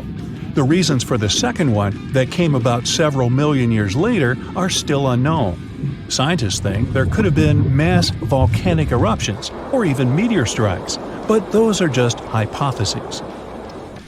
Then another 100 million years passed without much trouble. Species rose and fell, evolved and disappeared, but the cycle of life continued until about 250 million years ago, when the third mass extinction event occurred. It happened in the Permian period, the last period of the Paleozoic era, and it was so catastrophic that it had all the chances of becoming the last mass extinction on our planet. Scientists are still unsure what caused so many species to be eliminated. But the fact is that around 96% of all living creatures in the world were gone. One theory suggests that volcanoes started being overly active. They threw millions of tons of methane and basalt into the atmosphere. Asteroid strikes might have added to the damage too. The sky was literally covered in dark clouds of ash. The proto-mammals and reptiles tried to hide from the black and gray mist, but it was everywhere. It was like hiding from the air itself. Another culprit could have been microbes that loved their methane-rich environments. They could have quickly spread in the oceans and literally choked the rest of the marine life forms there. But whatever the reason, the Permian mass extinction event was the most massive and destructive of all the Great Five. All life on our planet could have ended right then and there. But those 4% that persisted eventually spread across the Earth and started a new era. Yay! This time, they lived a peaceful life for only 50 million years. And then, whammo! The fourth great mass extinction hit. It was different though, slowly creeping across the planet over the last 18 million years of the Triassic period. The extinction occurred in numerous short pulses, wiping out several species at a time. A slight climate change here, an abrupt temperature fall there, and very upset animals and fish all around. The main reason for that was again the volcanic activity at the time. Fiery mountains started spewing out ash and gas once more, lowering the oxygen levels and suffocating life. Well, that was harsh. The gases and other substances thrown out of the volcanoes' mouths changed the Earth's climate again. Sea levels rose because of that, and some researchers believe even the pH levels were altered. That means the marine life that used to be swimming peacefully in more alkaline waters suddenly found itself trying to survive in acid. But apart from causing bursts of extinction, these changes also ushered in the era of dinosaurs. It didn't begin immediately, of course. Some species evolved and slowly grew into the mighty animals we've heard so much about. Their extinction was the last of the Great Five, and certainly the most well-known. About 65 million years ago, when dinos were still ruling both land and ocean, an enormous asteroid came from outer space and fell right on Earth. The impact was so powerful, it left a huge crater in the Yucatan Peninsula, and the explosion sent billions of tons of debris into the air. The dinosaurs that lived far away from the impact zone raised their heads and saw black and churning clouds blocking the sun.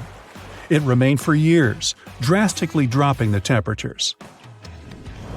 In addition to the cold that followed, the asteroid hit a carbonate rock that had a lot of flammable material in it. The impact led to an explosion. The chemicals mixed in the air and produced sulfuric acid, and that acid fell down in the form of rains, altering the pH of the oceans. Aquatic creatures that were again used to more alkaline waters went, "Oh, come on!" That didn't help, though. The changes were abrupt and severe. About 75% of all animals and plants went extinct in a matter of years, unable to survive the new, harsh conditions on the planet.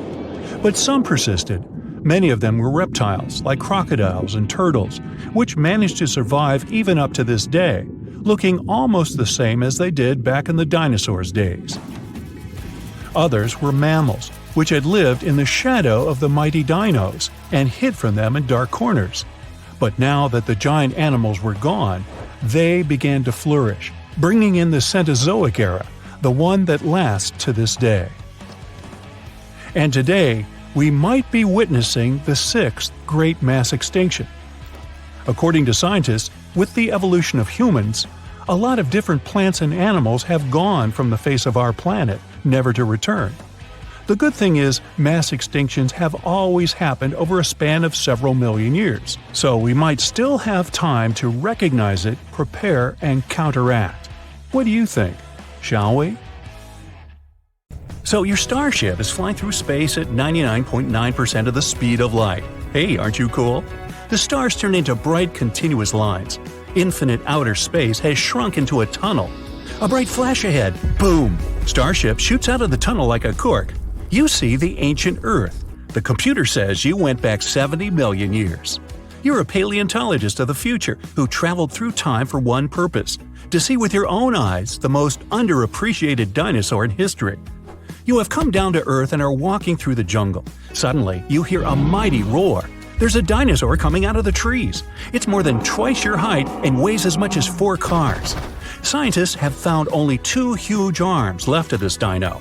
For 60 years, Deinocheirus has been a major mystery in paleontology. Now we can see this creature in its entirety. They managed to find a complete set of fossils in Mongolia. Translated from Latin, the name of this dinosaur means terrible hand. Apparently, this dino was lousy at playing poker. Deinocheirus is an animal cocktail that nature has prepared to make you both shriek and laugh. Let's take a look at it from the point of view of the evolution itself. First, we take the T-Rex. Deinocheirus and the king of the dinosaurs are about the same size. From the T-Rex, we'll only leave the powerful hind legs and the long tail. Instead of small forelimbs, we'll attach mighty 8-feet-long arms. And let's not forget about the fingers with razor-sharp claws. Each claw is as long as a kitchen knife. Then we add a hump like a camel's, a neck like an ostrich's, and a horse's head. And instead of a toothy mouth, we put a duckbill. Now our Deinocheirus is ready. It also has long and sharp claws on its flat feet. Such broad soles help it walk along the river bottom and not sink into the silt. Most scientists believe it was covered in feathers too. Plants were the main dish on this dinosaur's menu. To digest plant food, Deinocheirus swallowed stones. Many modern birds do the same. Stones in the stomach grind the tough plant fibers. In one of the Deinocheiruses, scientists found 1,400 of those. Yes, this dino had a huge belly, which slowed it down a lot. With such a size, Deinocheirus lived for a very long time, 75 to 300 years, give or take. In a 100-million-year-old piece of amber, they found strange bones. They belong to the smallest dinosaur known to science. Take 2 paper bills from your wallet. This dino weighed the same. It was about the size of a modern hummingbird. Scientists don't know what the tiny dinosaur looked like more, a lizard or a bird, but they're pretty sure it could fly and hunted insects. Over 100 sharp teeth confirm that. What happens when you cross a chicken and a crocodile? You get one of these bad guys, a Hesperonychus. This dinosaur was small but had quite an attitude. It lived in North America and probably hunted mammals. It weighed only 4 pounds and was covered in feathers like a chicken.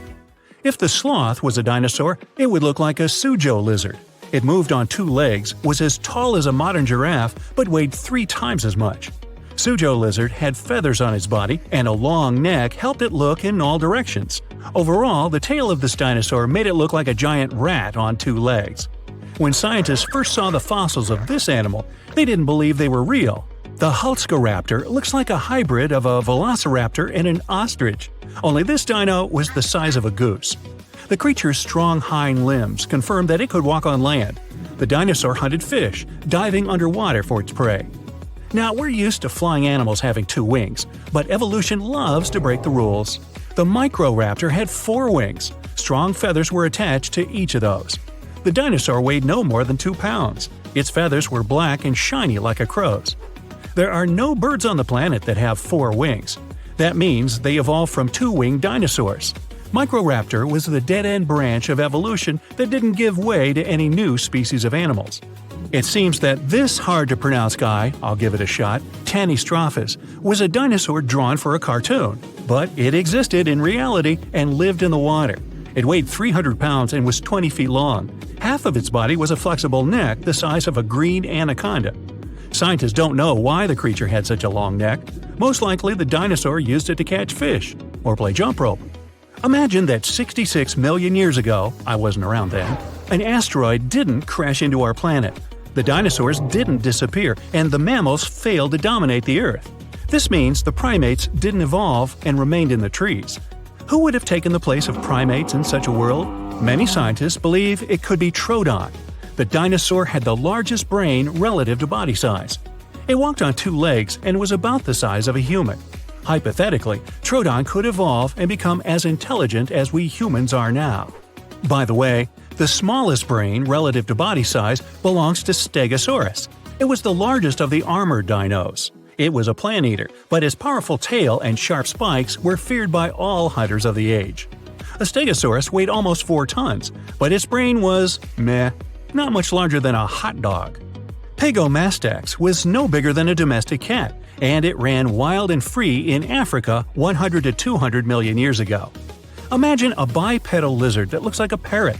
Pagomastax was covered both with feathers and porcupine-like quills. It had a beak, but 2 sharp fangs grew from the lower jaw. Still, the creature's scary appearance is deceiving. The dino ran fast and could bite hard, but it was a peaceful plant eater all the same. Now, this one, Lenhenicus, lived 80 million years ago. It resembled an ostrich that weighed like a medium-sized parrot. It could run quickly and hunted insects. Instead of arms, this dinosaur grew 2 tiny fingers with claws on their ends. It's the only one-fingered dinosaur known to science. This strange creature was one of the ancestors of modern birds. Jeholopterus was a flying dinosaur, looking as if it came straight from a sci-fi movie. It looked like a cat with bat wings. The creature was feeding on insects, but there's another theory that it could feed like a mosquito. This dino landed on the backs of large dinosaurs and pierced their thick skin with sharp fangs. Now, this is a fairy tale unicorn. It's as white as snow, beautiful and graceful. And this is a Qingdao lizard, the real-life prototype of that horned horse. A bony horn more than 15 inches long grew on its head. Perhaps the horn helped float in the water, attract partners, or make different sounds. The fairy tale unicorn is definitely cuter than this prehistoric creature. Our next guy, Inostrancevia, resembled a cross between a lizard and a tiger. Imagine an animal that weighs as much as 5 wild boars, with the body length of a sedan. Limbs with sharp claws, fangs similar to those of a saber-toothed tiger, and powerful jaws. It was one of the most dangerous animals that roamed the planet Earth. It occupied a niche that today belongs to lions, tigers, and other large cats. Next, please. Epidexeturus. Now, this is a small dinosaur about the size of a pigeon. It couldn't fly, but it was one of the first dinos with feathers. They were different from those of modern birds, though. They weren't divided into separate threads, but were whole and resembled plant leaves. This big guy, Therizinosaurus, isn't only known for its strange appearance and size, although it was as tall as a 5-story building and weighed like an elephant. The giant was notorious for the largest claws on the planet. It was really a manicurist's nightmare. 2-inch-long scythes protruded from its fingers. Despite those horrific appendages, it ate plant food, chewing it with its small teeth. The humongous jaws were needed to pull leaves off of tall trees. Ouch! Hey, I'm growing here! Meet the largest animal that flew in the earthly sky, Quetzalcoatlus. Just imagine a creature with a wingspan almost the width of a basketball court. To lift such a machine, it needed to be lightweight, so it only weighed as much as a modern pig, with its wings looking like a thin membrane. They stretched from the bottom of the legs to the elongated fingers. Artists often depict this creature covered in feathers, but its body was actually coated with fibers similar to human and animal hair. Acrotholus is an unusual dinosaur that wore a cap made of hard bone. No, not a baseball cap. The creature was the size of a Labrador retriever dog, but not as friendly. It wouldn't run after a stick. Rather, it would rush and ram its hard head into the rival of the same species or a predator. There's a place on Earth so dangerous that even the most fearsome creatures of today wouldn't last a moment there. It used to exist in what we now call southeastern Morocco, the land called the Kem Beds. The story of this place stretches back to the Cretaceous period, about 100 million years ago. It might have looked like a beautiful place at first sight, a lush green forest, rivers glittering in the sun, until you meet some terrifying dinosaur. The lions or sharks of today are nothing compared to what the fossils show us.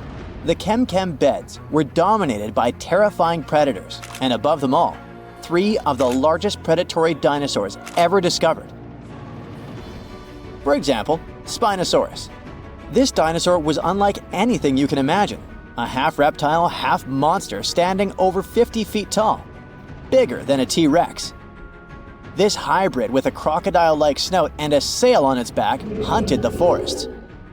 But this dino could dive into the rivers, so not even waters were safe from it. It could catch huge fish, as if plucking them from the shallows. There was also Carcharodontosaurus, a carnivore with the name that literally means shark-toothed lizard.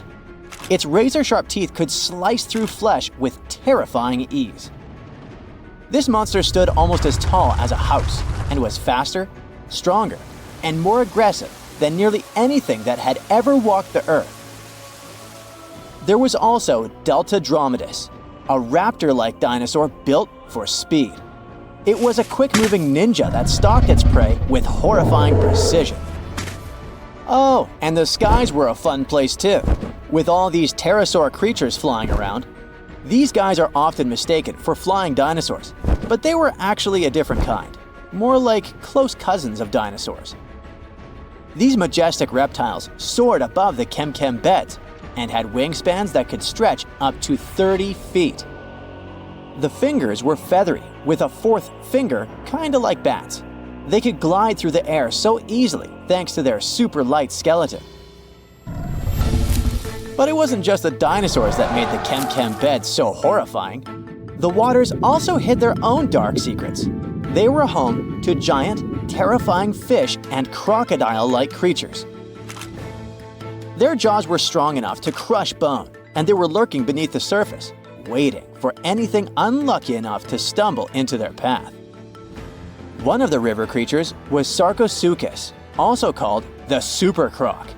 Being about 40 feet long, it could easily swallow an adult human. Or better yet, it could take on a full-grown dinosaur and win. Its jaws snapped with unimaginable force, and no creature, not even Spinosaurus, was safe from it. Coelacanths could also hang out in the rivers. It was a monstrous predator that could easily swallow a huge fish whole. They had these creepy, icky fins that moved in a way similar to how human arms and legs move. And they could also kind of raise their heads like humans because of a special joint in their skull. Ew. Fun fact, we thought these monsters had gone extinct 60 million years ago, together with dinosaurs. But recently, we rediscovered them living and thriving in the Indian Ocean. Turns out they were just hiding in the deep waters. They probably didn't even notice the dinosaur asteroid or humans at all. Yay? Don't worry, over millions of years, they became basically harmless. They got 4 to 5 times smaller, even though they still weigh about 200 pounds. Just imagine what they were like back in the day. Kem waters were also home to giant lungfish and other creepy aquatic creatures.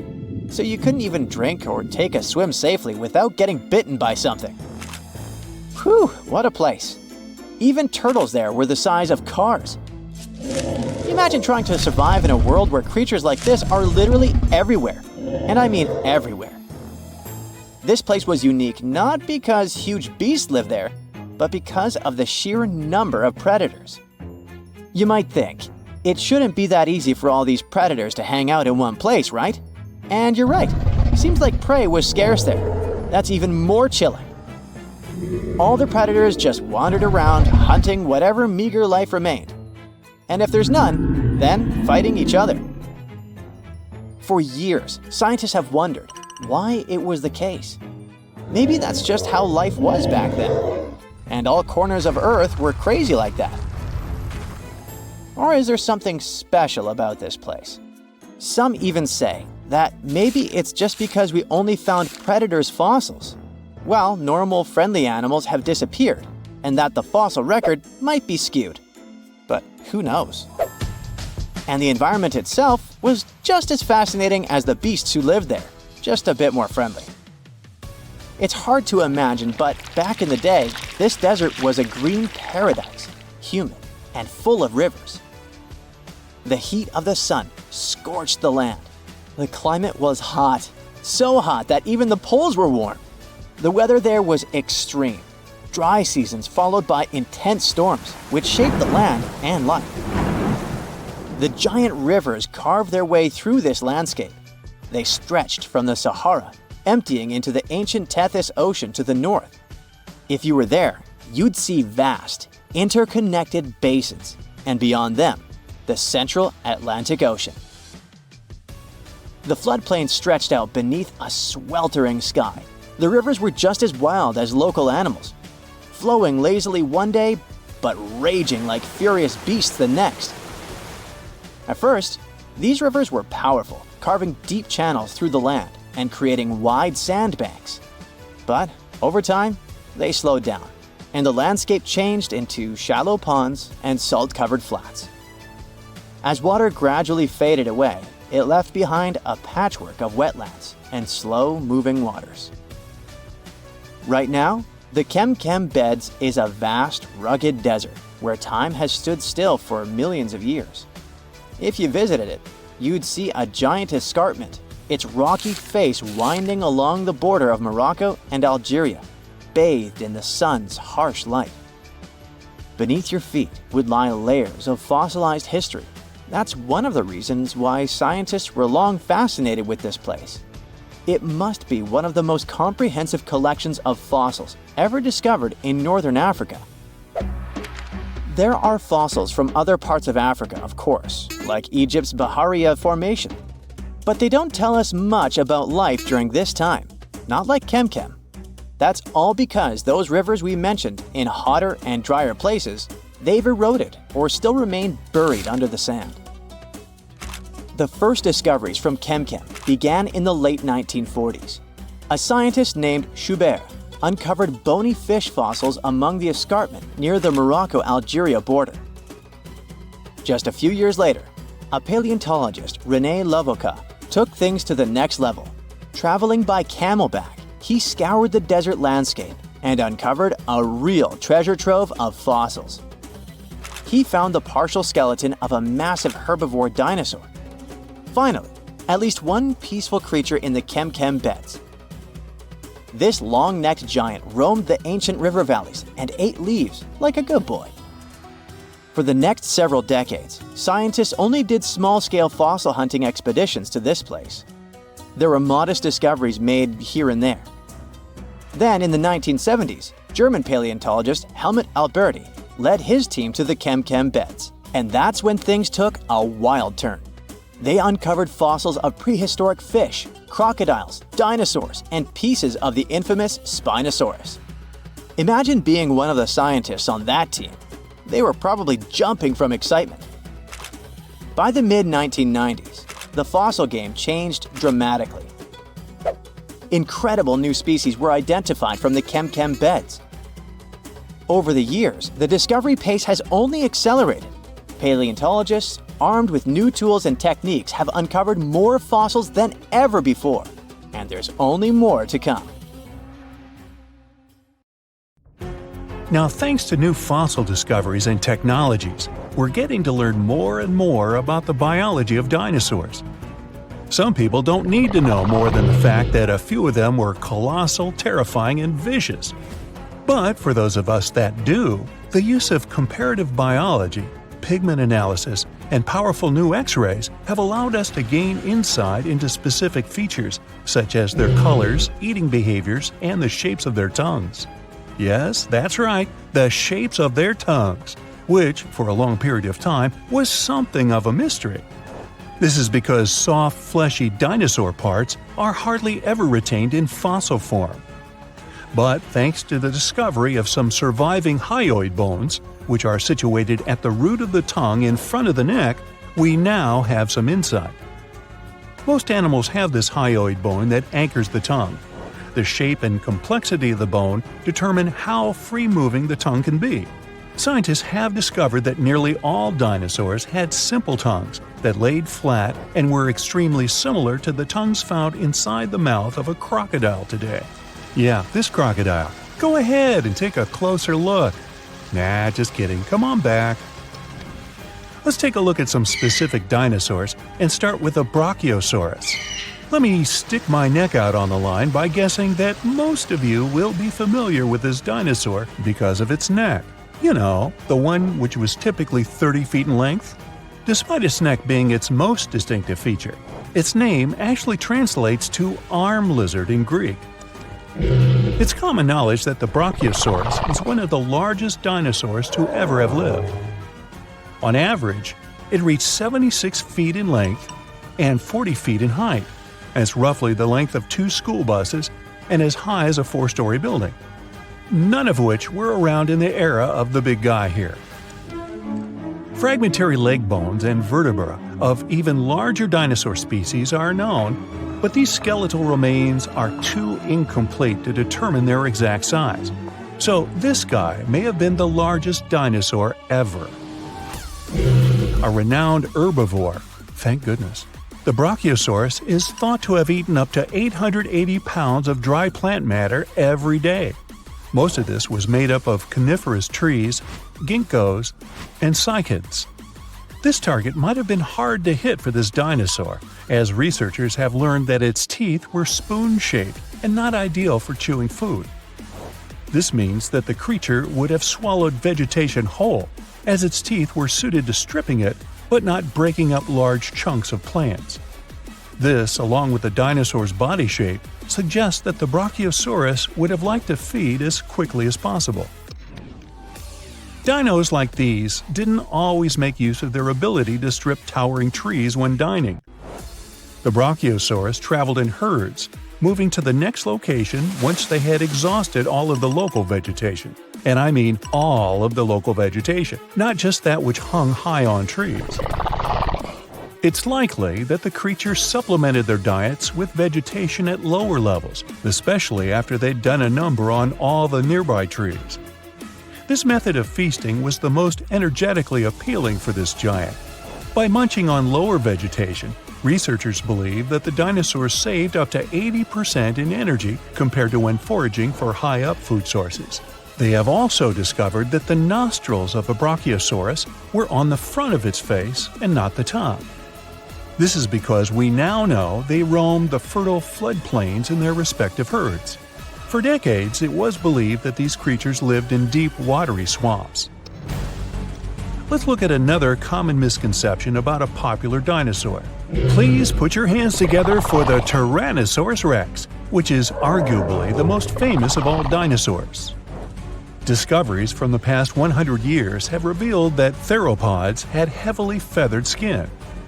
Theropods are the family of dinosaurs to which the T-Rex belongs, so naturally, people began to think that the creature would have been covered in feathers as well. However, a study from 2017 took skin impressions from the iconic dinosaur and found no evidence of the structures required to support feathers. If a T-Rex did have feathers, they would have been limited to its back. Researchers accept that other large dinosaurs of the same family as the T-Rex have been discovered with their remains covered in feathers. An example of this would be the Yutyrannus dinosaur. But as of now, the accepted theory is that feathers weren't a common feature of T-Rexes. This makes it easier to believe that feathers were exclusive to smaller tyrannosaurids and were there as a means of keeping the creature warm. For a long period of time, researchers thought feathers were an exclusive feature of the theropod family. But this theory has been debunked. Just like the kid at camp who was kicked out of the top bunk. You know, debunked. Anyway, fossil evidence discovered in Siberia now suggests that multiple different family groups of dinosaurs had feathers. The Siberian fossils in question belong to another species of dinosaur, Calindrodromeus zebucolicus. Oh, you think I mispronounced that? Okay, prove it. Now, this dinosaur, I'll call her Calinda, had a pelvis structure superficially similar to that of a bird and was roughly 4.5 feet long, about as tall as a fridge. Since the purpose of feathers on dinosaurs was for warmth, it's quite possible that dinosaurs from cold weather climates had more feathers than their counterparts in warm weather climates. In general, bigger animals struggle less with keeping themselves cool, so it's likely that any of the large dinosaurs who lived in these warm climates had no feathers at all. Smaller dinosaurs who lived in cold climates, on the contrary, had plenty of feathers.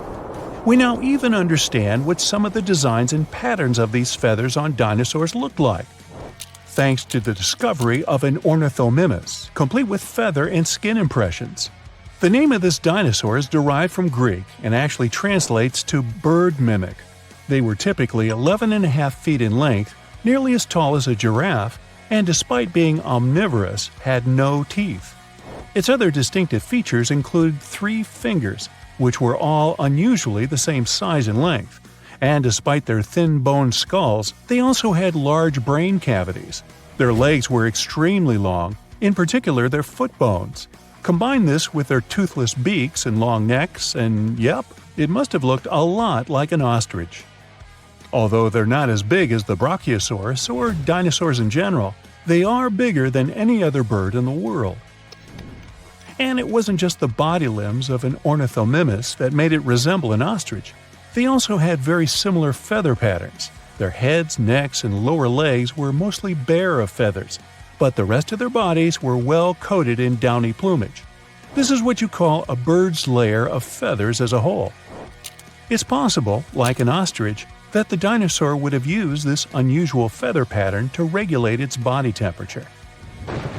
Despite some dinosaurs possessing feathers like birds, on top of also being their distant relatives, dinosaurs didn't have the type of feathers required to fly for most of their existence.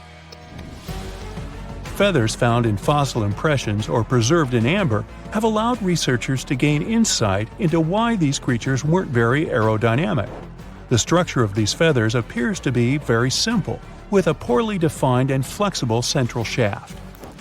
These feathers would have better served any dinosaur as a fashion statement, as they would have helped attract the attention of other dinosaurs. These feathers also would have had the ability to regulate body temperature. Surprised to hear that dinosaurs had ostrich-like feathers? Wait till I tell you that their prehistoric distant reptile cousins had something that looked like fur. Allow me to introduce you to the pterosaur. Its name is derived from Greek and translates to winged lizard. Just like dinosaurs, they were initially thought to have scaly or leathery skin all over their bodies. But over the course of the 20th century, fossil examinations revealed that many parts of a pterosaur's body were furry. The wingspan of a pterosaur could reach the length of over 23 feet, about as long as a London bus. Its toothless jaw was very long and resembled that of a pelican.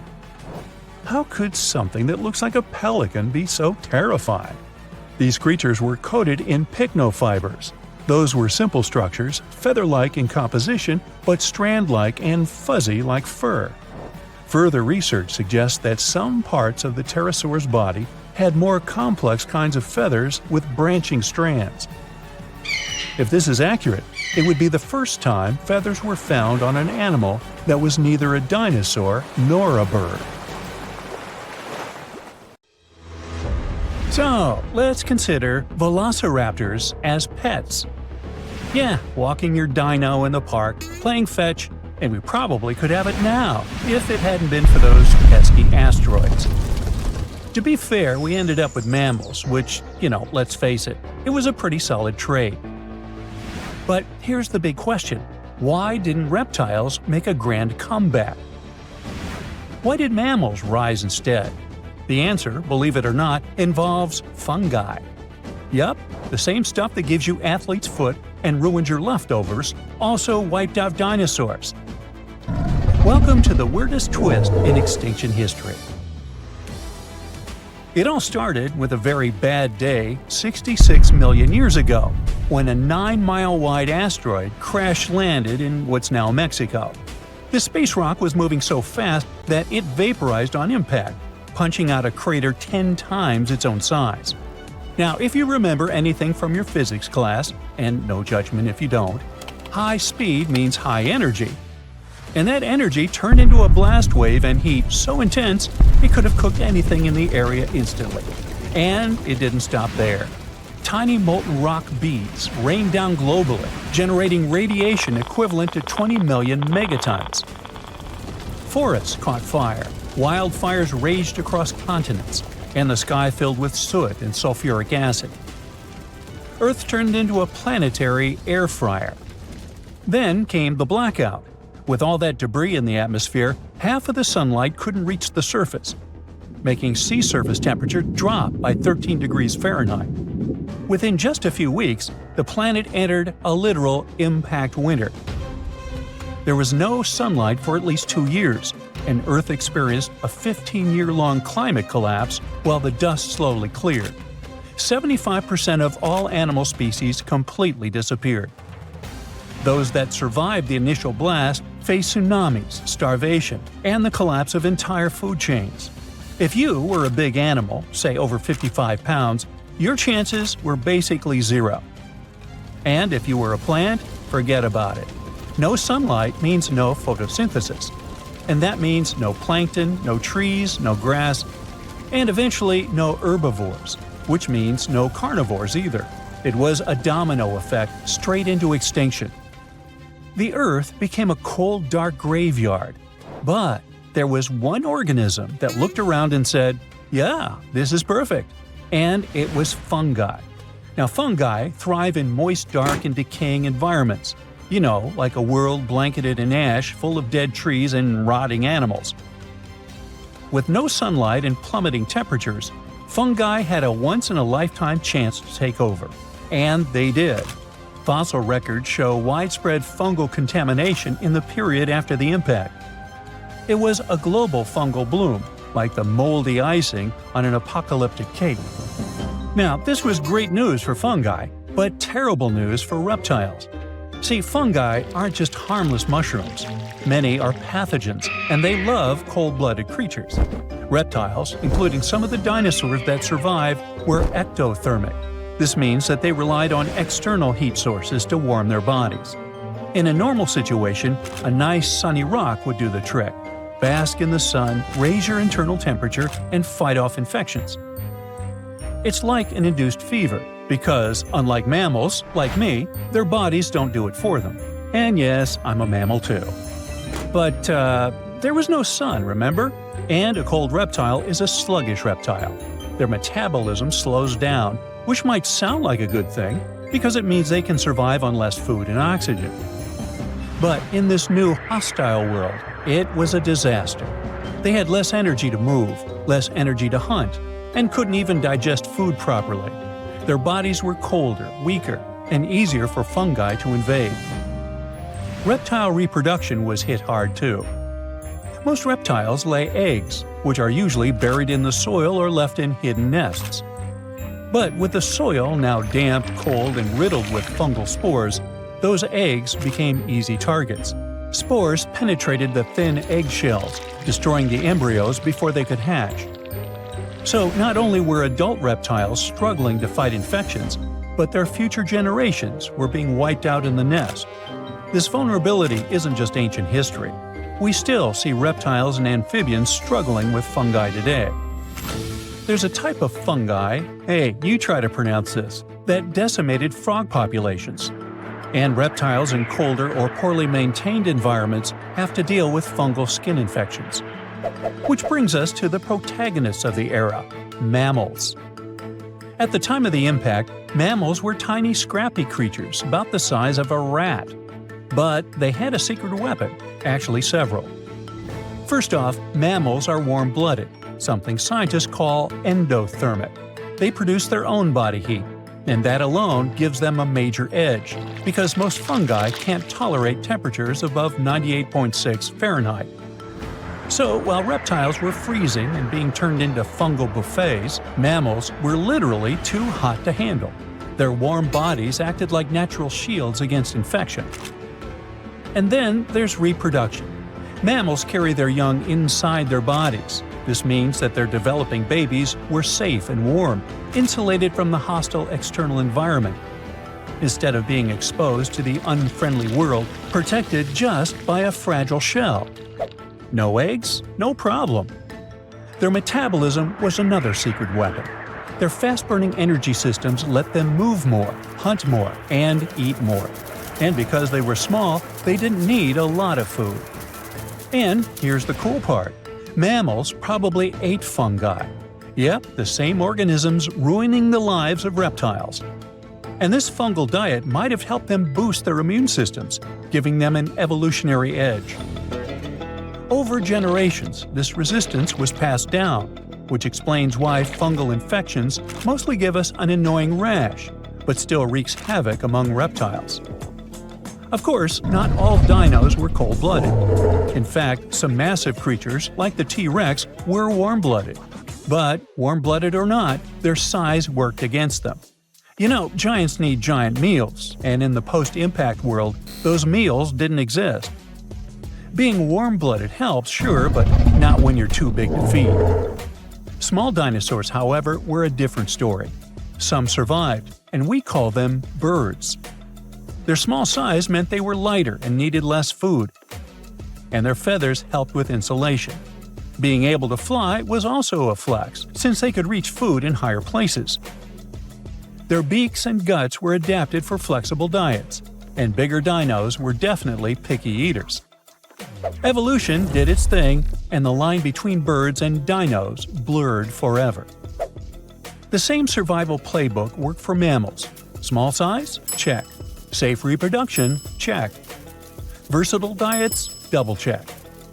While the rest of the world was on pause, mammals scurried through the underbrush, dodging disaster and waiting for the dust to settle.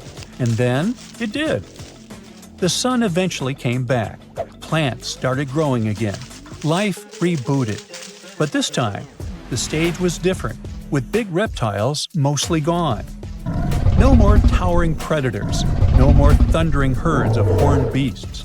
Mammals had room to stretch, and they did. They grew fast, but not too fast. Mammals never got dinosaur-sized, and that's not a coincidence. Large herbivores today, like elephants, have it easy since their food doesn't run away from them. But large predators are rare for a good reason. Hunting is hard. Your prey sees you coming, so you can't be a big, tall dummy running around. Besides, you need energy to chase, stamina to fight, and a metabolism to match. And you know how that worked out for dinos. Not to mention, mammal bones aren't built like dinosaur bones. The latter had hollow structures, even air sacs, to support their size. But if you stack too much weight on a mammal's bone, it'll snap. Nature has limits, and mammals have learned to work within them. So, when the light returned, reptiles were fewer and more fragile, clinging to the edges of ecosystems. Mammals, on the other hand, were everywhere. Before the asteroid, dinosaurs kept mammals small, and mammals, well, they didn't get much say about that. But now, with the giants gone, mammals could finally level up. And fungi? Well, they stuck around too. But mammals had already passed the ultimate test and came out on top. Thanks to their body heat, internal babies, flexible diets, and a little help from some deadly mushrooms, mammals inherited Earth. So yeah, no pet velociraptor. But maybe that's okay. You got a cat, right? Close enough. Actually, I think dogs are better. How do you feel about that? Let me know in the comments. 66 million years ago, I wasn't around then, a huge asteroid hit the Earth and triggered the mass extinction of almost all living creatures on the planet, including dinosaurs. Had the space object crashed somewhere else, some dinosaurs would have been able to survive and still live nowadays. According to some research, the asteroid had about 1 in 10 chances of wiping out the dinosaurs and other animals of that time. It was way more likely to just hit the ground without any strong destructive consequences. To understand how things could have turned out if the place of the collision had occurred elsewhere, we need to find out what happened that day and why the disaster turned out to be so devastating. This huge space rock fell into the coastal area of the Yucatan Peninsula in Mexico. This caused a chain reaction that triggered natural disasters around the world. The place the asteroid hit is called Chicxulub Crater. Now half of this area is underwater. The asteroid was about 7.5 miles in diameter and moving at a speed of 27,000 miles per hour. This rock, bigger than Everest, was rushing toward Earth faster than the speed of sound by almost 40 times. Wow. The energy released in the collision was as powerful as an explosion of about 10 billion atomic bombs, and the destructive force of the blast wave was just one of several disasters. The asteroid happened to fall in one of the worst possible places, and because of the way it fell, it threw a huge amount of dust into the air. Imagine you're jumping into the water like a professional athlete vertically, leaving hardly any splashes behind.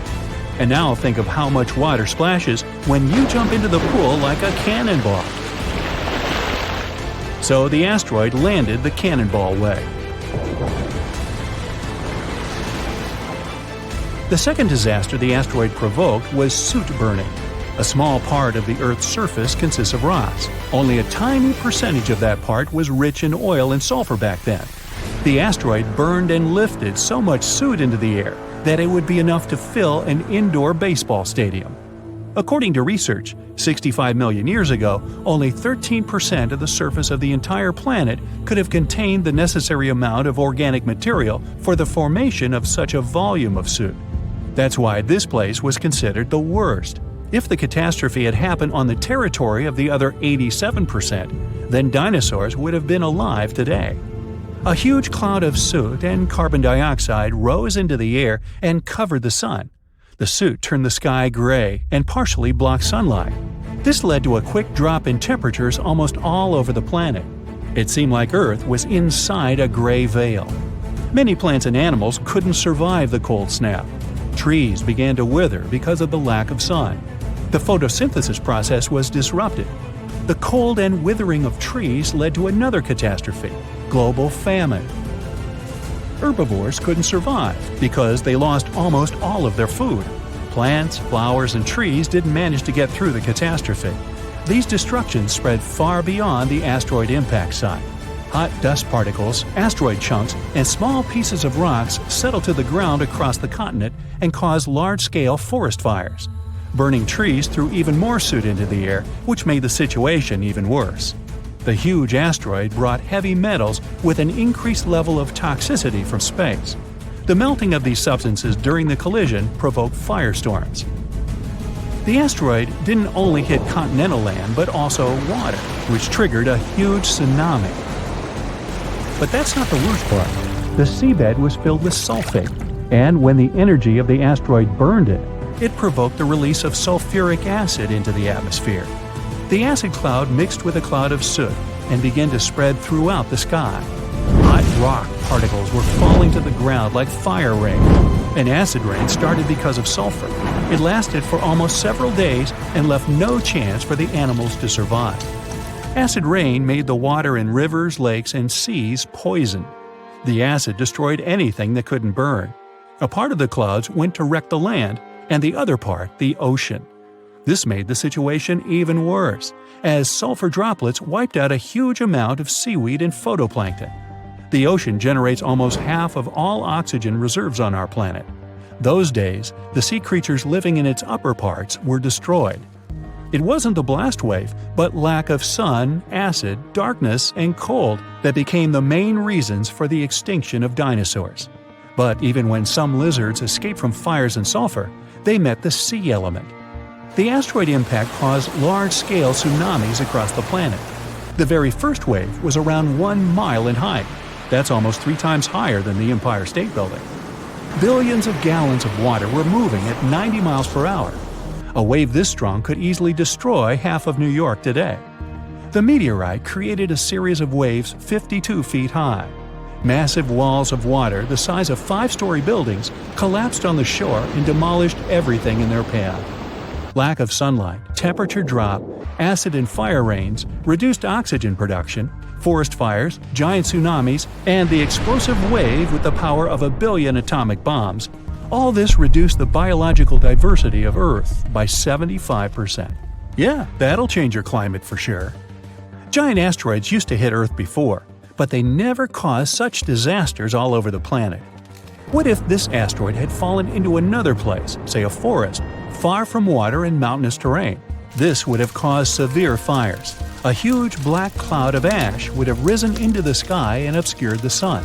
But it would have unlikely generated acid or fire rains. Most of the species of the planet could have survived this catastrophe. What if the meteorite had fallen somewhere among the ice and snow? This would have provoked a rapid increase in temperature across the planet. Huge tsunamis would have sunk big tracts of land. However, ash and sulfur dioxide wouldn't have filled the sky. Acid rain wouldn't have hit the ocean. Many marine creatures could have survived and lived to this day. And dinosaurs, far from the oceans, wouldn't have noticed the meteorite fall at all. Probably the most terrible events would have occurred if a meteorite had fallen on an active volcano. This would have triggered the largest lava release in history. Destructive earthquakes would have begun, and the whole sky would have been covered with volcanic ash. What if the meteorite had hit some desert? It would have melted billions of tons of sand and turned it into glass. Just imagine glass dunes that heat our planet even more. And we could dig up the well-preserved remains of ancient lizards out of the glass. Anyway, there were many different possible catastrophic scenarios, and the worst of them came true for the dinosaurs. They are unlikely to return, although perhaps they can be reborn. Scientists were inspired by an idea from a famous Hollywood movie. They wanted to find a mosquito that got stuck in amber. They would extract dinosaur DNA from it. But there was a problem with this. The oldest DNA sample they managed to find was 1 million years old. Dinosaurs were extinct about 66 million years ago. Besides, DNA is a very fragile thing. The probability that it could have been preserved intact somewhere for so long is very small. So, instead of searching for this ancient dinosaur DNA, scientists decided to take DNA from the closest ancestors of these lizards, birds. Over millions of years of evolution, dinosaur paws could have turned into wings, and elongated mouths could have become beaks. Pelicans are very similar to pterodactyls, ostriches resemble velociraptors, and chickens are very much like T-Rex. Okay, let's just stop and imagine for a moment a chicken the size of a T-Rex. Hey, you want a piece of me? Now, the common chicken is recognized as the closest relative of the huge lizard. Remove the plumage from it, cover it with scales, give a toothy mouth instead of a beak, and attach a long tail. And you get a real mini Tyrannosaurus rex by body structure and movement. Deep in its DNA, there are similar genes that formidable predators have. With the help of genetic engineering, scientists plan to play with its DNA and try to reverse the evolution, which means breeding dinosaurs can become a reality. Well, that could come back to bite you. The problem with that asteroid that destroyed dinosaurs was not that it fell, but where it fell. This colossal space rock found the worst place where it could land. Also, the angle at which it hit the ground was the most unfortunate. If it had fallen vertically, there would have been less destruction. But it fell at such an angle that it threw a huge amount of dust into the air. After the disaster occurred, tons of soot started burning. 65 million years ago, only 13% of Earth's surface contained the right amount of sulfur and oil needed to form a colossal amount of soot. If the asteroid had fallen on the other 87% of the territory, dinosaurs could still be living today, but it hit the worst place and lifted 1 million tons of burning material into the sky. A cloud of incandescent particles covered the sky and set off on a journey across the mainland. Then, these particles settled on the ground and caused large-scale fires. Trees were burning and sending more soot into the sky. But the asteroid collided not only with rocks, it fell on the coast in a place where the seabed was filled with sulfate. As a result of the collision, it started burning, which caused the release of sulfuric acid into the atmosphere. The air became poisoned. It seems the dinosaurs didn't stand a chance. And now, let's imagine the asteroid falling in another place, somewhere in the middle of the ocean. Huge waves flooded part of the land, but almost all kinds of dinosaurs survived. Or even better, the rock could have fallen somewhere in the desert and left behind a giant crater. That's all. Yes, several dinosaurs passing by wouldn't have survived the collision, but the situation wouldn't have been so critical in general. So, giant lizards remain dominant on our planet. They don't allow other animals to develop since Tyrannosaurus and other ferocious reptiles hunt mammoths and other ancient creatures. The population of mammals is decreasing. Velociraptors are fighting for territories with saber-toothed tigers and giant bears. A struggle for survival between dinosaurs and other animals begins. Then, the Ice Age comes, and some reptiles don't survive. Then, new players enter the field. Those are humans' early ancestors. Living side by side with dinosaurs is difficult. Lizards attack settlements and caves, so people have to build high walls for protection. By the way, the Tyrannosaurus poses less danger to people than you might have thought. According to the latest research, many creatures were able to run away from this monster. Yes, you probably saw how easily they caught up with cars in the movies, but it wouldn't be as scary in reality. Paleontologists and biologists have analyzed the strength of dinos' bones and found out that the creature couldn't reach high speeds. The maximum it was capable of was running twice as slow as a field athlete. Thousands of years have passed. People have learned to live with dinosaurs. They've even managed to tame some lizards. They've domesticated herbivorous dinosaurs to develop agriculture. Triceratopses and bulls now plow fields together. Imagine farms swarming with diplodocus or brachiosauruses. People climb their long necks and pick fruit from high trees. Stegosauruses protect pastures from wolves and velociraptors. Dinosaurs with shells, such as ankylosauruses, help people cross deserts. They, along with camels and donkeys, carry heavy loads. People share the planet with ancient lizards and live in harmony. The situation in the seas and oceans is much worse. Sea reptiles attack wooden ships and catch all the fish. Imagine that you're sailing to another continent with tons of grain, fabrics, fur, and other goods. And then a giant mosasaur appears on the horizon. It's one of the most powerful sea lizards. A great white shark looks like a small fish next to it. The creature could easily defeat a megalodon. And then it comes across a wooden ship. It bites into the deck and pulls the whole boat underwater. Water dinosaurs are the main obstacle to communication between countries. This slows the progress down for 100 years. People built metal ships to withstand the attacks of the mosasaur. And finally, they managed to establish sea connections. A similar problem occurs when the first planes take off into the sky. Imagine you're flying on a passenger Boeing. You look out of the window and see a pterodactyl. Wait, it's impossible. These winged lizards aren't so fast, but they can catch up with a helicopter or some old biplanes. This poses a serious threat to flights, so people install sound protection systems on board each aircraft. Pterodactyls hear irritating ultrasound from a distance and fly as far away from it as possible. People equip submarines and ships with the same sound shields. Then, after people have learned how to defend themselves from dinosaurs, another problem appears. Lizards are the kings of wildlife, so they displace all other animal species. Dinosaurs run across African savannas, and lizards with fur live in cold winter forests. Lions, wolves, and bears are not the rulers of the wild.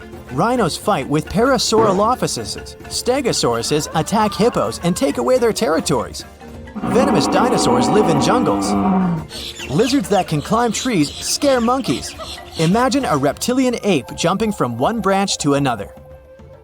To save regular animals from extinction, people have to control the population of predatory reptiles. Huge parks and nature reserves appear in all countries. People transport dinosaurs there and separate them from other wildlife. Dinosaurs seem to be completely under control. When the danger caused by giant reptiles passes, people begin to breed smaller, harmless lizards. Someone buys a chameleon, and someone keeps a Microceratus at home. There are dinosaur exhibitions. People take these creatures for a walk as if they were dogs. Some people take selfies with reptiles, go shopping, and sit in cafes with small lizards. Dinosaurs aren't formidable now. They're kinda cute. People ride horses, camels, Parasaurolophuses, and Pachycephalosauruses. Of course, many have tried to tame velociraptors, but failed. Those are dangerous reptiles and they don't know how to obey. Taming them is almost as difficult as taming an alligator. But dogs and cats are still more popular because they're more intelligent. The brain of a dinosaur is almost the same as that of a chicken. But who knows, if they had lived to this day, perhaps they would have evolved into smarter creatures. Just imagine if dinos were intelligent. In this case, people would have a big problem. Some scientists think that even if a meteorite hadn't destroyed the dinosaurs, they wouldn't have survived to this day. They needed to carry their own colossal weight at all times. It was an enormous load on their bones and joints. Most dinosaurs wouldn't have been able to survive the Ice Age with such characteristics, but smaller lizards might have succeeded. Fast and agile dinosaurs, such as velociraptors and Pachycephalosauruses, would have survived, but in what form? Could dinosaurs have already evolved into something else? Look at the good old chicken. Many scientists believe it's a direct descendant of the formidable Tyrannosaurus. Somewhere deep inside the bird's DNA, there are genes that the dinosaur had. Yep, it's hard to believe, but look at the chicken's body structure and how it walks. Remove the plumage, cover the creature with scales, and give it toothy jaws instead of a beak. And now, you have a mini T-Rex in the coop. And by the way, not only chickens might be the relatives of giant lizards, many birds are dinosaurs' living descendants. Surprisingly, alligators, snakes, crocodiles, and monitor lizards are not as close to ancient reptiles as pelicans, storks, and other flying creatures. Over millions of years of evolution, the paws of dinosaurs turned into wings, and toothy elongated jaws ended up as beaks. The genetics of birds is the key to understanding dinosaurs. Pelicans are similar to pterodactyls, ostriches to velociraptors. Perhaps many other animals also share some genes with ancient lizards. If the meteorite hadn't fallen, all dinosaurs would have evolved into completely different, unusual creatures. Scientists want to carefully study the DNA of birds and try to reverse evolution with the help of genetic engineering. They hope to breed dinosaurs out of eggs one day. But to do this, they need to find a specific genome that hasn't changed over tens of millions of years. It hides in the DNA. And it's not so easy to find it and extract it. Do you think we will see powerful reptiles by 2050? Boom!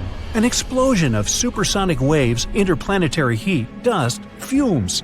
The Earth's atmosphere has been invaded by a cosmic rock the size of Everest. A few seconds ago, this rock, weighing trillions of tons, was hurtling towards Earth. It could fly from New York to Anchorage faster than you could fry yourself an omelet. This monster's name? The Chicxulub Incident. Epic name, right? 66 million years ago, it crashed into the Earth. Back then, dinosaurs ruled the planet, but not for long. The epic collision took place in modern Mexico, in the Yucatan Peninsula, right near Cancun, where the dinosaurs were vacationing. Well, probably not. Still, the huge space rock hit the ocean, but even all that water couldn't stop the inevitable. The collision caused a huge amount of energy to be released. The horror on a planetary scale had begun. Imagine a mini sun lighting up the surface of the Earth with tsunamis the height of the Statue of Liberty bursting from the epicenter of the watery impact. Not good. The blast blew through the surface of the Earth. It was as hot as an oven and burnt everything in its path. The impact provoked a colossal earthquake and serious volcanic activity. A bunch of volcanoes simultaneously released hot lava and ash into the prehistoric skies. Millions of tons of ash and soot poisoned the air. This formed a huge ash cloud in the atmosphere, which blocked out the sun's rays for several years. The long winter had begun. Only there wasn't any snow falling from the sky, but rain made of sulfuric acid. Yes, the Chicxulub incident might just be the most important thing that ever happened in the history of our planet. Even more than YouTube. Back then, there were loads of volcanic eruptions, a lot of flammable oxygen in the atmosphere, constant temperature changes. It was the perfect and worst time for all of this to go down. So, how are we so sure about all this? Well, the asteroid left an absolutely huge crater on the planet's surface. Today, this scar is hidden under the Gulf of Mexico. Scientists found a lot of places on Earth with abnormally high levels of iridium. This metal is very rare on Earth, but it's in a lot of asteroids that scientists have examined. Scientists studied some 66 million-year-old rocks. In the layers of rock, they found dust, the same dust that comes from asteroids. This could only have happened if a huge asteroid had crashed into Earth. The catastrophe led to the extinction of not only the dinosaurs, but also the asteroid. It was so hot at the point of impact, part of the asteroid just disappeared. A lot of water vapor and carbon dioxide shot up into the atmosphere. But the biggest problem, sulfur. It got kicked up by the asteroid impact and flew up into the air. These tiny sulfur particles blocked out a lot of the sun's rays. Without the sun, a lot of plants disappeared and the climate eventually got colder. The immense heat turned stones into glass. Scientists call these things tektites. The energy of the impact threw them up into the skies. After a short flight, the tektites fell down to Earth. But it wasn't pretty. Rain fell too, only instead of drops of water, you'd have seen hot glassy fireballs. They bombarded the planet's surface for days. The tektites set fire to everything. Scientists found evidence of this all over the world, not just near the collision site. But a lot of things from back then are still a mystery. Some scientists think that Chicxulub wasn't even an asteroid. It might have been a comet. Asteroids are mostly made of stone and metal. Most often they kind of look like a potato. A comet contains rock, metal, and ice. Comets look like dirty cosmic snowflakes, complete with ammonia, methane, and carbon dioxide. Comets sometimes come from the Oort cloud. It's a huge cloud of ice and debris around our solar system. From time to time, comets break free from the pack and head towards our sun. According to scientists, this special comet flew right past Jupiter. The gravity of that huge planet accelerated the comet even more. It flew towards the sun, gaining more and more speed. The comet's outer ice shield started to evaporate, and it probably gave off a lot of dust and gas, which made it look like it had a tail. The sun's gravity eventually shattered the comet apart. One of the fragments flew through space and crashed into the Earth 66 million years ago. So, asteroid or comet? The truth is, we'll never know. What we do know is that the Earth was seriously unlucky to be in its path, and it was never the same again. The catastrophe stopped the development of 75% of life on Earth. Some bigger marine animals, like crocodiles, turtles, and fish, survived the impact. Out of all land animals, the only ones to survive were the ones that were, on average, smaller than the modern raccoon. That includes a bunch of special species of dinosaurs, the ancient ancestors of birds. Scientists believe they survived for two reasons. After the huge impact, it took a long time for plants to start growing again, and a lot of animals didn't survive. Most remaining animals didn't have enough food. But these dinosaurs had a beak. With its help, they could split open nuts and dig seeds out of the soil, so they survived. The second reason is that these lucky guys had bigger brains. Some people think that they were able to cooperate with each other and quickly adapt to the new conditions. Other life forms survived too. Fungi and mold survived underground and underwater. Gradually, the darkness cleared away and ferns began to take over the lifeless landscape. After a few thousand years, forests started to reappear. The animals that survived were pretty much all inconspicuous and small creatures. They lived in burrows, safe from all that hot ash. Before the collision, mammals had lived in the shadow of dinosaurs. But with all the dinosaurs suddenly gone, things were about to change. Mammals were able to take over. They began to dominate life, at least on land. Back to the moment when everything changed. Turns out, it wasn't the size of the asteroid that made it so powerful. It was more about the angle in which it hit the Earth. If the angle of impact had been different, the dinosaurs might have even survived the catastrophe. So, what would that have looked like? Well, let's travel back, way back. Oh no, there's a giant asteroid heading for Earth. Oh, wait, never mind, it missed. Whew. There are plenty of earthquakes, tsunamis, and volcanic eruptions every day, but dinosaurs don't mind that much. No big deal. Fast forward a few million years, and most of these ancient lizards have changed and are now unrecognizable. Thanks to a couple of ice ages, many dinosaurs are now totally covered with feathers to protect them from the cold. Mammals exist, but they're few and far between. You see a lot of bats in caves. There are tons of rat-sized rodents in the forests. During the day, they hide in the undergrowth or in burrows. At night, they go out in search of food. There are no horses, no elephants, or other large mammals. Why become large and eatable when there are so many dangerous reptiles with huge fangs around? There are no whales in the sea. Parrots, hawks, and pigeons are nowhere to be seen. But pterodactyls 2.0 whiz past you constantly. Some are about the size of a helicopter, while others are no larger than a swan. There are plenty of primates, but they're in no hurry to climb down from their trees and walk on two legs. No venturing out into the savannah, no evolution into Homo sapiens. In this alternate reality, open spaces are very dangerous. But then again, so are forests and trees. Nowhere is safe. To get some delicious primate treats, many smaller dinosaurs learned to climb trees. This was already happening back in the Cretaceous period, right before that huge asteroid just missed Earth. Whew, that would have been an epic collision. Dinosaurs have grown wiser since that near miss. Some are even as smart as a modern chicken. A large brain uses a lot of energy, and that's not always a good strategy for survival. Safer to keep brains small and keep making those teeth bigger and pointier. Are you sure that it was an asteroid that caused the extinction of dinosaurs? There's this huge drama about why these horrifying creatures disappeared. It's a big deal in both science and movies. But what really happened to the dinos?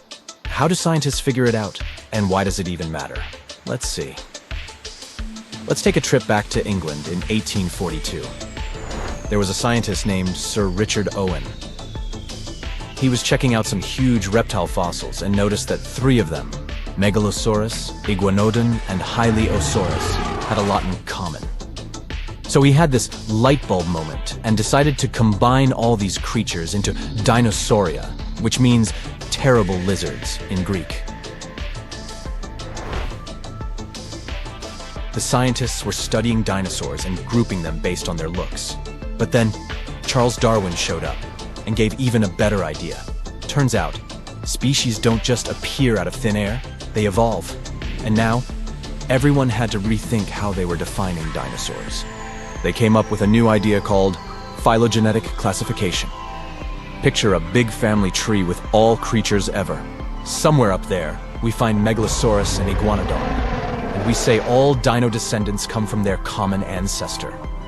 It's like tracing back your family tree, and if we go far enough, we find the ultimate dino ancestor. Sounds like a plan. But then, things got a bit complicated. When we talk about dinos, we've got the ones with feathers and beaks and the ones without. That's when we found out that birds are cousins to certain dinosaurs, maybe even evolved from them. After learning that, Scientists had to look at the bird family tree and rethink the dino definition. In the end, they decided that birds are kinda dinosaurs, but not exactly. Confusing, huh? But in any case, now we have two groups. The first one is birds, and the other one is non-avian dinosaurs, which are extinct. That means now we have to reconsider our question. Instead of asking what caused the extinction of dinosaurs, it should be what caused the extinction of non-good dinos. The answer might seem simple. People often think of a gigantic space rock as the dino destroyer. It's probably the first thing that pops into your mind. Even Google and other search engines agree on this one, like best friends copying each other's homework. History teaches us that about 66 million years ago, dinosaurs totally vanished, except for the ones that became birds. Of course, the truth is more complicated. And not all dinos vanished in one go. Some went the natural way, and there were many extinctions here and there during their time on Earth. But the big event we're talking about looks like a movie scene change. Like suddenly changing the channel on a TV. One poof. And the Earth went from the time of dinosaurs to the time of mammals. Scientists call these time periods the Cretaceous and Paleogen. We even give this special event a nickname, the KPG, or KT Extinction. Some even refer to it as the 65 million years ago event, even though the more correct number is 66 million years ago. We've got two main theories in the spotlight: asteroids crashing and volcanoes erupting like crazy. Let's talk about the asteroid idea. So, around 66 million years back, imagine a humongous asteroid smacking into Earth. This thing was about 6 miles wide, about as big as Mount Everest. It zoomed through the sky super fast, like a mountain going 100 times the speed of sound. And when it hit, it released a ton of energy. It crashed down in what's now southern Mexico, near a spot that's tied to the dinosaur extinction story, Chicxulub Crater. Everything close to the impact was zapped into vapor in a snap. Picture the biggest energy burst in ages, like 1 billion years or more. Nothing near the crash site stood a chance. Next, there was the aftershock. As the fireball cooled down, the Earth's surface went bonkers. The ground twisted and shook, causing unimaginable earthquakes. The continents became huge, bouncy castles. And then, the stuff that got blasted up by the impact came raining back down like a rainstorm. Even if you weren't near the huge pieces falling in Mexico, you'd get hit by these smaller, super hot bits flying through the air. This made the air so toasty that forests burst into flames all around the world. Are you ready for more? Time for a massive tsunami. The ocean floor got all churned up, pushing waves inland around the Gulf of Mexico. But just imagine, even all that wasn't enough to destroy all the dinosaurs. For example, dinos in New Zealand were pretty fine, but we know that they all went extinct. So what happened to them? They felt a little rumble, and suddenly, the sky started getting all dark and gloomy, as if it was nighttime. And hold up, what's that? A blanket of ash is slowly creeping around the whole planet. Now, here's where the real drama happens. The big problem with the asteroid crash wasn't the instant boom you might think. It's all about the long-term effects. Imagine the stuff that got blasted up into the sky blocking the sunlight. Days turn into nights, and temperatures drop very sharply. A lot of plant-eating dinosaurs passed away, and hunters were having a great feast, but not for too long. Without sunshine, the food chain falls apart very quickly. Then, the ash falls back to Earth. Things go from bad to worse. Other nasty stuff starts floating around in the air like carbon dioxide. This carbon dioxide mixed with shattered seafloor bits makes the temperature go wild. The Earth was playing hot and cold all at once. That's when somewhere between 50 and 80% of dinosaurs said goodbye forever. What's even more sad is that this number only counts the species themselves. If we look at the number of individual animal lives lost, it's even higher. You might think that at least the poor mammals finally got their chance after the dinos left. But even mammals had a tough time. We are very lucky that a few brave mammals managed to survive this crazy chaos. The ones who made it were like the little champs with speedy energy systems, flexible diets, or secret hideouts. But this story is only one hypothesis. Next, we have the volcanism hypothesis. Volcanoes. These fiery mountains are used to spitting out molten rock and causing epic destruction. But surprisingly, this theory isn't about explosive eruptions. Nope. It's about something sneakier and slower. Around 1 million years before the Dino Doom, there's this big change happening under the Earth's surface. Way below where India's floating, a rock river starts forming, heating things up. And then, India gets hit hard. It turns into a sea of lava, like a fiery ocean. It's like a gazillion of dump trucks filled with lava slowly pouring out. These solidified leftovers are known as the Deccan Traps, like a super deep layer of hard lava covering a piece of land the size of France. And just like in our asteroid story, the real trouble comes from the air. For hundreds of thousands of years, sulfur dioxide spread like an unstoppable shadow. It was making the sky gloomy and the rain toxic. Food sources turned into poison, and oceans became acid baths. And then carbon dioxide took the stage. It was like a temperature button, flipping the Earth's climate upside down. It was a roller coaster of chaos. The ecosystems were stressed, food chains snapped, and species waved goodbye one by one. Both theories seemed pretty realistic. All the experts were having a big debate about which theory was correct and why the dinos disappeared. So, what is the real answer? Unfortunately, we don't know. Some scientists support one theory, some support the other one, and we're left scratching our heads. But hey, don't be too hard on the media or the scientists. They're all doing their best to figure out the mystery of the dinosaurs' disappearance. And maybe one day, we'll finally learn the real answer. So, stay tuned. Something exciting and kinda unexpected popped out among the rocks of the Ica Valley in Peru. The bones of a really old whale that lived almost 40 million years ago. At first, no one was really impressed because the bones they found were big and weirdly shaped, so people just thought they were looking at giant boulders. I mean, that's cool too, but things got way better when they realized those were the remains of a very large, ancient animal that roamed along the coast of ancient Peru. Plus, it was probably the heaviest creature that ever lived. Sorry, blue whale, I know you worked hard to get to the top. The length of over 100 feet and weight of more than 200 tons brought you the status of the biggest animal on our planet. But it seems you've held the title long enough. Time to hand it over to our next candidate, and that one's really gigantic. This ocean beast was probably shorter than the blue whale, but heavier, with a weight that could be between 93 tons and 370 tons. If it's closer to the higher number, it'll make Perseus the biggest animal ever known to have lived on Earth. And it seems its weight was the result of having extremely thick, dense bones. You can see such bones today in manatees or some other early whales. Dense bones are a great tool for such marine mammals. This feature makes them heavy and allows them to stay submerged most of the time. But at the same time, if their body was too heavy, they would end up sinking all the time, and they would waste too much energy to move back up to the surface.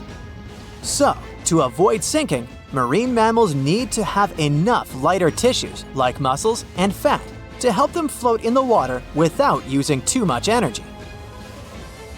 Now, scientists didn't have the whole skeleton, which makes it hard to tell how big the animal was.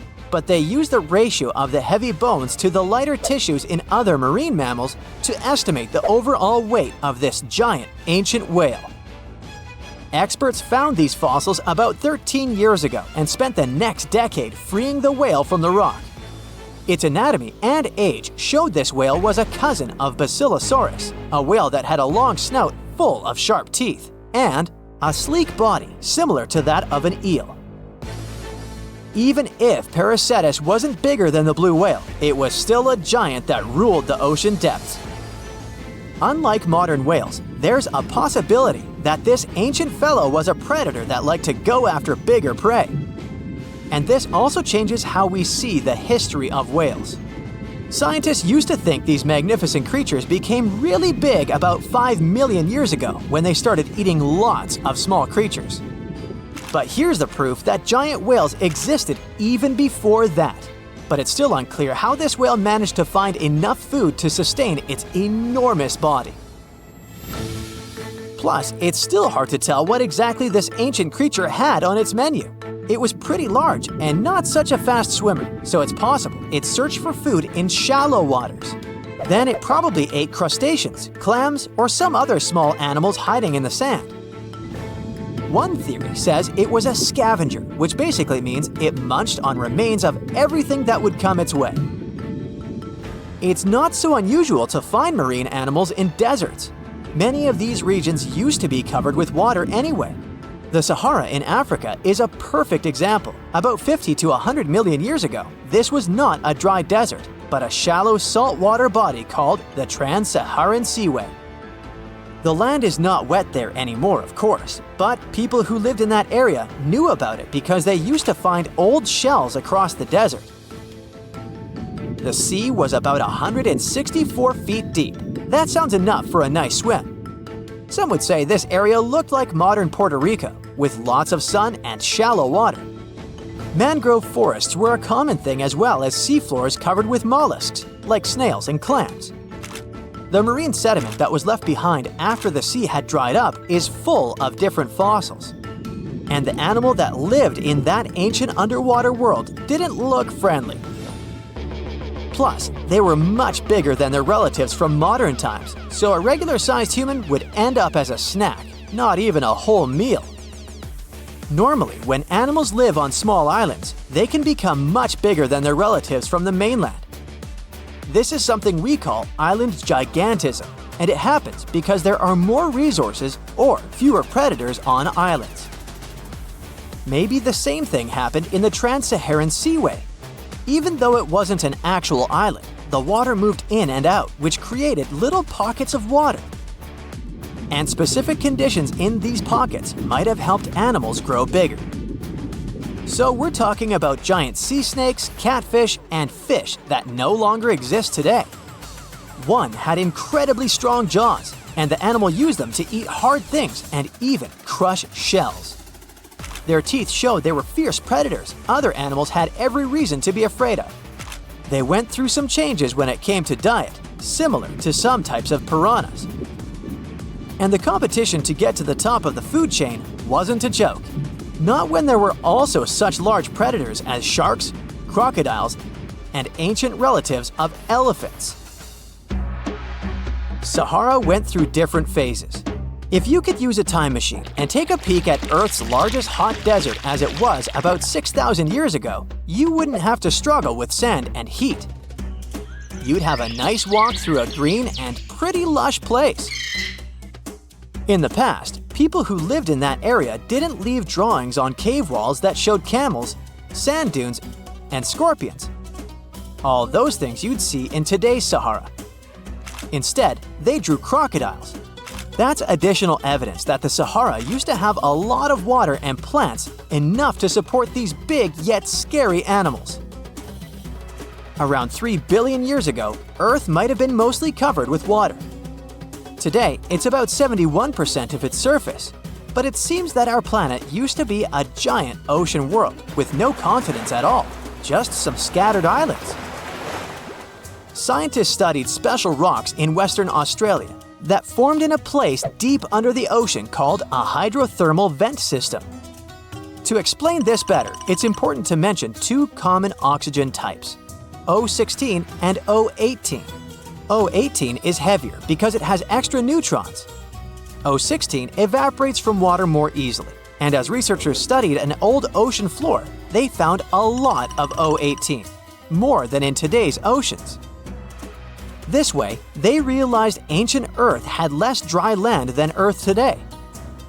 Australia is a good spot to conduct these studies because a long time ago, it also used to be a beautiful place with large animals and lush rainforests. But as time went by, the land became drier and Australia had more deserts formed, such as the Great Victoria Desert. Rainforest remained only on the edges of the continent. What happens with deserts across the globe is called desertification. That's when land that used to be good for growing things turns into a desert or something similar. Our planet changes over time, together with its climate. But desertification also happens because of human activities, like mining, farming, and building cities. And when land turns into a desert, it's a problem because it can't support people and animals anymore. Food doesn't grow there. There's not enough clean water, and animals lose their homes. To help with this problem, there's a plan many countries agreed to. They decided to work with farmers to take care of the land, fix damaged areas, and manage water better. All in all, to make our planet a better place for life. They ruled the planet for over 170 million years and then disappeared. History says it was a huge city-sized asteroid that came from space and hit the land of the Yucatan Peninsula around 66 million years ago. It caused terrible environmental changes, debris in the air blocking the sunlight so the plants couldn't survive. Temperatures on Earth's surface plunged. The animals were struggling to survive until they finally went extinct. At least, that's something many paleontologists believe happened. Now, they found out dinosaurs were about to go extinct even before the asteroid. Their diversity started to go down 10 million years before the asteroid. Older, long-living species didn't evolve enough to adapt to all changes in the environment, such as higher sea levels, massive volcanic activity, cooler periods. Dinosaurs preferred a warm climate because it helped them to keep a stable body temperature. Dinosaurs lived on all 7 continents, even in Antarctica. That's because it wasn't all ice back then. Around 90 million years ago, Antarctica was a swampy rainforest with a warm, pleasant climate.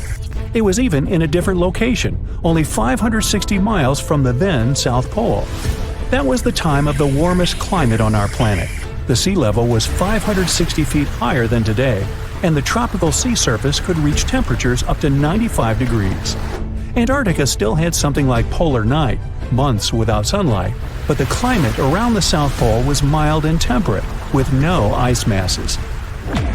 Dinosaurs didn't shed their skin in one long piece like today's reptiles do. Scientists believe they shed it in small pieces, had something like dinosaur fur. There was a dinosaur, Pagomastax, that looked like a cross between a porcupine and a parrot. It had 1-inch long jaws and ate plants. It had a short beak and self-sharpening long teeth. They were like scissors this small dinosaur used to slice up plants. Our modern lion has a mighty bite, but a big and scary T-Rex bites more than 2 times stronger. The king of the dinosaurs has the strongest bite amongst all land animals, 3.5 times stronger than today's record holder, the Australian saltwater crocodile. It also had the longest teeth, almost 10 inches long, the length of an iPad. Most modern animals are either warm-blooded or cold-blooded. Dinosaurs were somewhere in between. Scientists think they mainly were mesotherms, which means the activity of their muscles could warm their bodies, but their body temperature could fluctuate too. Many dinosaurs, such as Triceratops and Stegosaurus, had spikes, plates, horns, crests, or other bizarre structures on their bodies. In the beginning, scientists thought that's for things like defense. They had neither sharp teeth nor hooked claws on the toes to hunt. But soon, they expanded the theory. It was probably a way to impress their mates and identify members of their kind. One species, namely Pachycephalosaurus, even had a funky bone hat on top of its head. Scary, tall as buildings, massive. That's what we saw in the movies, but dinosaurs mainly were human-sized or even smaller. Bigger bones were easy to be fossilized, so that's why we mostly find gigantic species. Eoraptor, or dawn stealer, was the first named dinosaur. Small and toothy, like me, it got its name because it comes from the dawn of the dinosaur age, the size of a German shepherd, but probably not that friendly. Arched back, sharp bony plates, curved tail, Ankylosaurus were some sort of giant, muck-spikier dinosaur version of an armadillo. Its weak spot was a soft underbelly, but meat-eating dinos that were after this one had to flip that guy first to get there. Still, it was really tough because of their impressive gear. Scientists believe they even had bony eyelids. Some dinos ate meat, others plants, and some of them could nibble even on pebbles. One dinosaur, called Gallimimus, couldn't physically chew all those plants it ate, so it would ingest pebbles to mash up the food. Gallimimus looked like some weird alien mix of dinosaur and bird. But it couldn't dribble a basketball because its wrists weren't capable of keeping the palms parallel to the floor. And they had no three-point shot. The largest dinos were plant eaters. Meat eaters, or so-called theropods, were mostly smaller. One reason is that plant-eating dinosaurs were very greedy. They would devour enormous amounts of food, sometimes even swallowing the entire branches without chewing. Some of the biggest could eat a ton of food every day, like a bus-sized pile. There were also more plant-eating dinosaurs than the other ones. Scientists are still not sure if meat-eating dinosaurs were able to coordinate themselves in hunting groups. They were probably unfriendly towards each other, especially when it comes to sharing prey. Fossils and the shape of delicate bones in the eye tell dinosaurs mostly roamed around during the day. Scientists think only smaller meat-eating dinos, like Velociraptor, were active during the night. They were after those small mammals snuffling around and trying to find food while big dinosaurs were asleep, or that's what they thought. Those small mammals were usually burrowing animals that survived both dinosaur reign and ice age hiding underground. Not all mammals were hiding from dinosaurs. Some small but sneaky creatures, like Reptinomammus, would steal the eggs from big dinosaurs, which was a big thing considering they had to trick the mama dinosaur first. Researchers believe dinos tried to flap on the ground to get faster at running up inclined terrains to catch their prey. Such behavior caused them to learn how to fly, which of course happened through thousands of years. Dinosaurs were fuzzy and fluffy. They are related to birds, but even those early dino species that didn't fly had feathers, like gigantic, scary, fuzzy T-Rex. Movies lied. You just can't stand still and expect a T-Rex would pass you by. Its vision was probably better than one today's raptors have. Even without it, they still had a pretty good sense of smell. Running could help it though. Scientists calculate T-Rex could probably run at 12 miles per hour. It would shatter its bones at a greater speed. Some dinos had tails more than 45 feet long. Tails helped them to keep their balance when running, especially those that walked on two legs. Velociraptors were not like raptors we see on the screen, but more like some sort of prehistoric chickens. Small, a little bit bigger than a turkey, 2 feet in height, probably had feathers, hollow bones just like birds, mostly loners. But they were probably among the smartest dinos. Their brain was big compared to their bodies. They were as intelligent as today's ostriches. The name Velociraptor means speedy thief. Stegosaurus had a pretty big body, spiky plates, and a tiny brain, the size of a walnut or lime. But at least it had its own air conditioner. Researchers found out its spikes were filled with veins that transferred blood and developed a theory that they were cooling its giant body that way. Dimorphodon was the flying reptile with a wingspan of 8 feet and multi-purpose teeth. Teeth in the upper jaw were longer, sharper, and better for catching food from the water. The teeth in the bottom jaw were better for holding the game in transit. One of the first potential dinosaur discoveries was in China 3,500 years ago. No one knew about dinosaurs then, so people thought teeth they found could belong to dragons. The Hadrosaurus was a duck-billed dino with more than 1,000 teeth. When they would fall off, it could grow new ones indefinitely. Dinosaurs' eggs were pretty big, some as big as beach balls. Now that's a number. The Baryonyx was a big fan of fish. Its name means a heavy claw, and it got it because of big extended claws that were pretty sharp and made up the thumb of each hand. When catching fish, they used the claws like spears. Mosasaurus, also popular in movies, was not quite the dinosaur but a marine lizard, closely related to monitor lizards and snakes. Like a snake, it had jaws that could expand when swallowing the food. These creatures were speedy. They had a tail fin and flipper-like paddles instead of arms and legs. Researchers believe they had a weak sense of smell and poor perception of depth, so they had to develop a unique hunting technique, waiting for their snack to come up to the surface for some air. Dinosaurs are some of the most fascinating creatures to have ever walked Earth. It's a shame that we won't be able to have Jurassic Park, where we can see some of the coolest creatures come to life. But we are actually living with some creatures that are just as old as dinosaurs, such as crocodiles and sharks. They haven't changed much since they appeared millions of years ago. But most dinos didn't make it when the asteroid struck Earth. In a way, the asteroid was a giant reset button for the planet. After hitting Earth, this space traveler wiped out almost every living thing. The sky was covered with ash, which blocked out sun rays. That meant that plants couldn't grow, and this made a lot of herbivores, really hungry. As a result, they had to change their diet and adapt to the new changes. This forced some of those dinosaurs to take on a new path in life, turning into some modern animals we know today.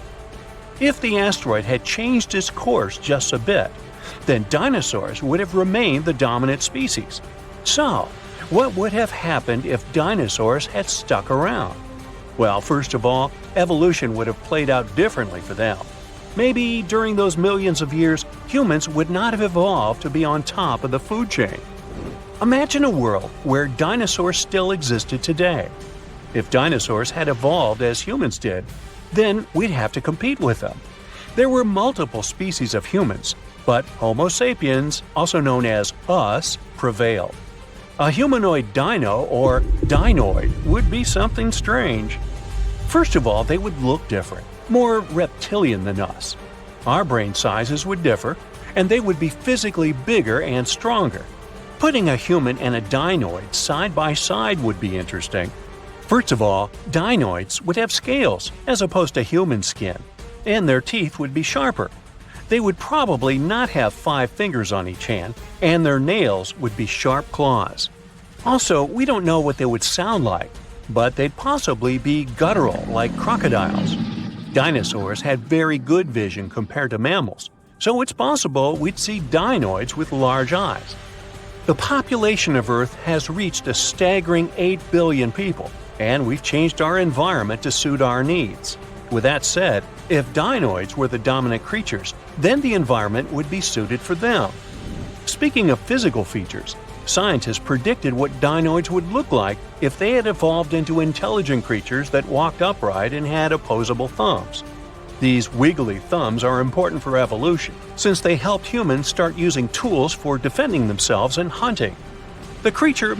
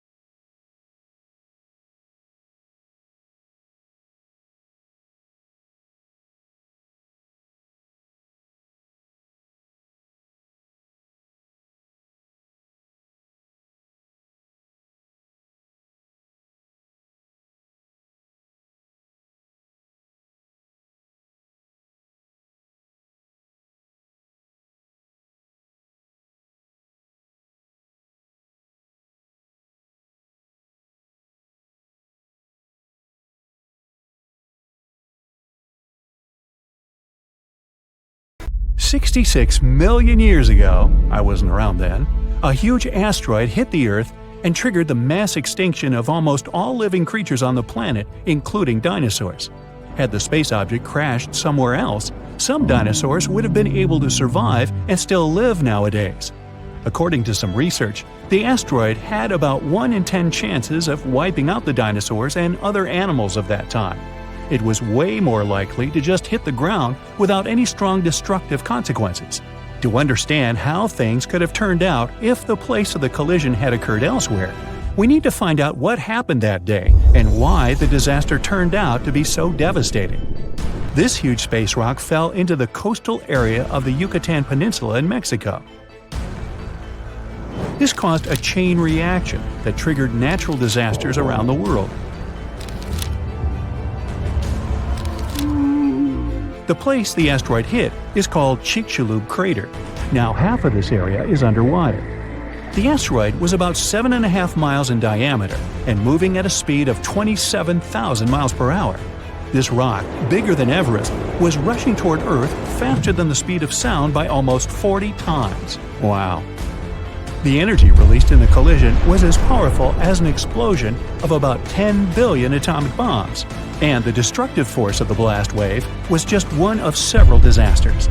The asteroid happened to fall in one of the worst possible places, and because of the way it fell, it threw a huge amount of dust into the air. Imagine you're jumping into the water like a professional athlete vertically, leaving hardly any splashes behind.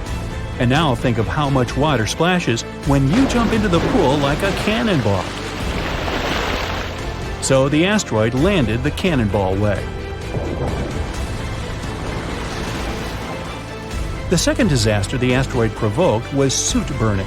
A small part of the Earth's surface consists of rocks. Only a tiny percentage of that part was rich in oil and sulfur back then. The asteroid burned and lifted so much soot into the air that it would be enough to fill an indoor baseball stadium. According to research, 65 million years ago, only 13% of the surface of the entire planet could have contained the necessary amount of organic material for the formation of such a volume of soot. That's why this place was considered the worst. If the catastrophe had happened on the territory of the other 87%, then dinosaurs would have been alive today. A huge cloud of soot and carbon dioxide rose into the air and covered the sun. The soot turned the sky gray and partially blocked sunlight. This led to a quick drop in temperatures almost all over the planet. It seemed like Earth was inside a gray veil.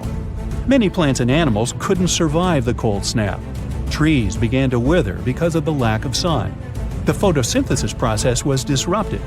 The cold and withering of trees led to another catastrophe: global famine. Herbivores couldn't survive because they lost almost all of their food. Plants, flowers, and trees didn't manage to get through the catastrophe. These destructions spread far beyond the asteroid impact site. Hot dust particles, asteroid chunks, and small pieces of rocks settled to the ground across the continent and caused large-scale forest fires. Burning trees threw even more soot into the air, which made the situation even worse. The huge asteroid brought heavy metals with an increased level of toxicity from space. The melting of these substances during the collision provoked firestorms. The asteroid didn't only hit continental land but also water, which triggered a huge tsunami. But that's not the worst part. The seabed was filled with sulfate, and when the energy of the asteroid burned it, it provoked the release of sulfuric acid into the atmosphere. The acid cloud mixed with a cloud of soot and began to spread throughout the sky. Hot rock particles were falling to the ground like fire rain. An acid rain started because of sulfur. It lasted for almost several days and left no chance for the animals to survive. Acid rain made the water in rivers, lakes, and seas poisoned. The acid destroyed anything that couldn't burn. A part of the clouds went to wreck the land, and the other part, the ocean. This made the situation even worse, as sulfur droplets wiped out a huge amount of seaweed and phytoplankton. The ocean generates almost half of all oxygen reserves on our planet. Those days, the sea creatures living in its upper parts were destroyed. It wasn't the blast wave, but lack of sun, acid, darkness, and cold that became the main reasons for the extinction of dinosaurs. But even when some lizards escaped from fires and sulfur, they met the sea element. The asteroid impact caused large-scale tsunamis across the planet. The very first wave was around 1 mile in height. That's almost 3 times higher than the Empire State Building. Billions of gallons of water were moving at 90 miles per hour. A wave this strong could easily destroy half of New York today. The meteorite created a series of waves 52 feet high. Massive walls of water the size of 5-story buildings collapsed on the shore and demolished everything in their path.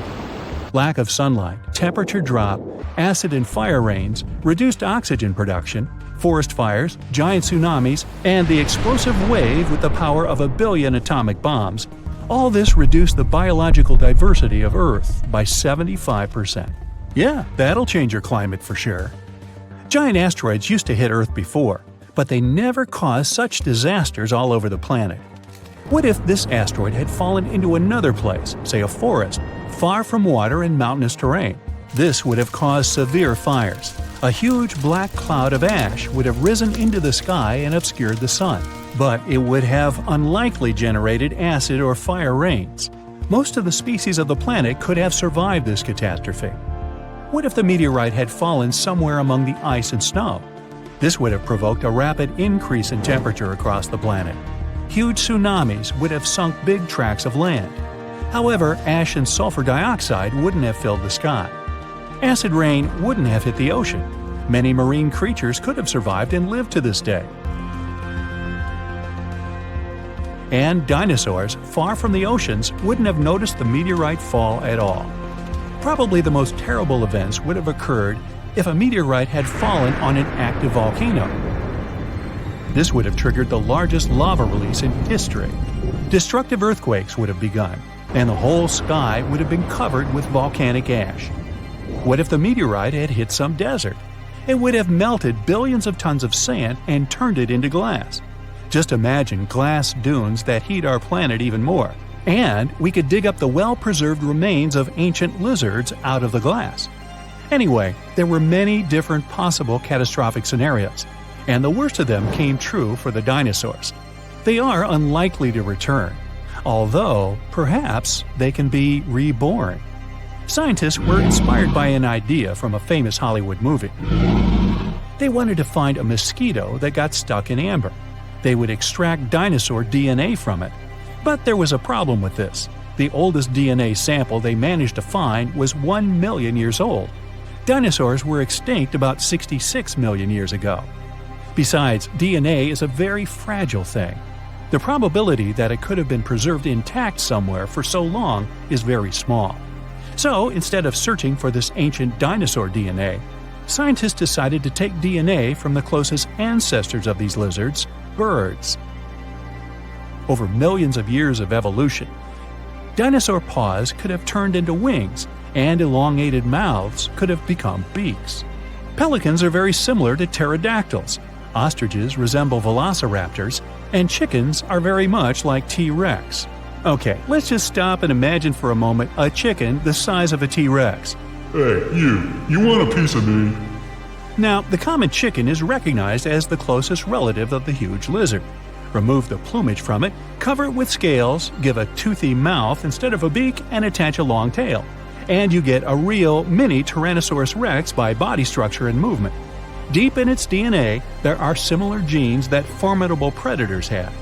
With the help of genetic engineering, scientists plan to play with its DNA and try to reverse the evolution, which means breeding dinosaurs can become a reality. Well, that could come back to bite you.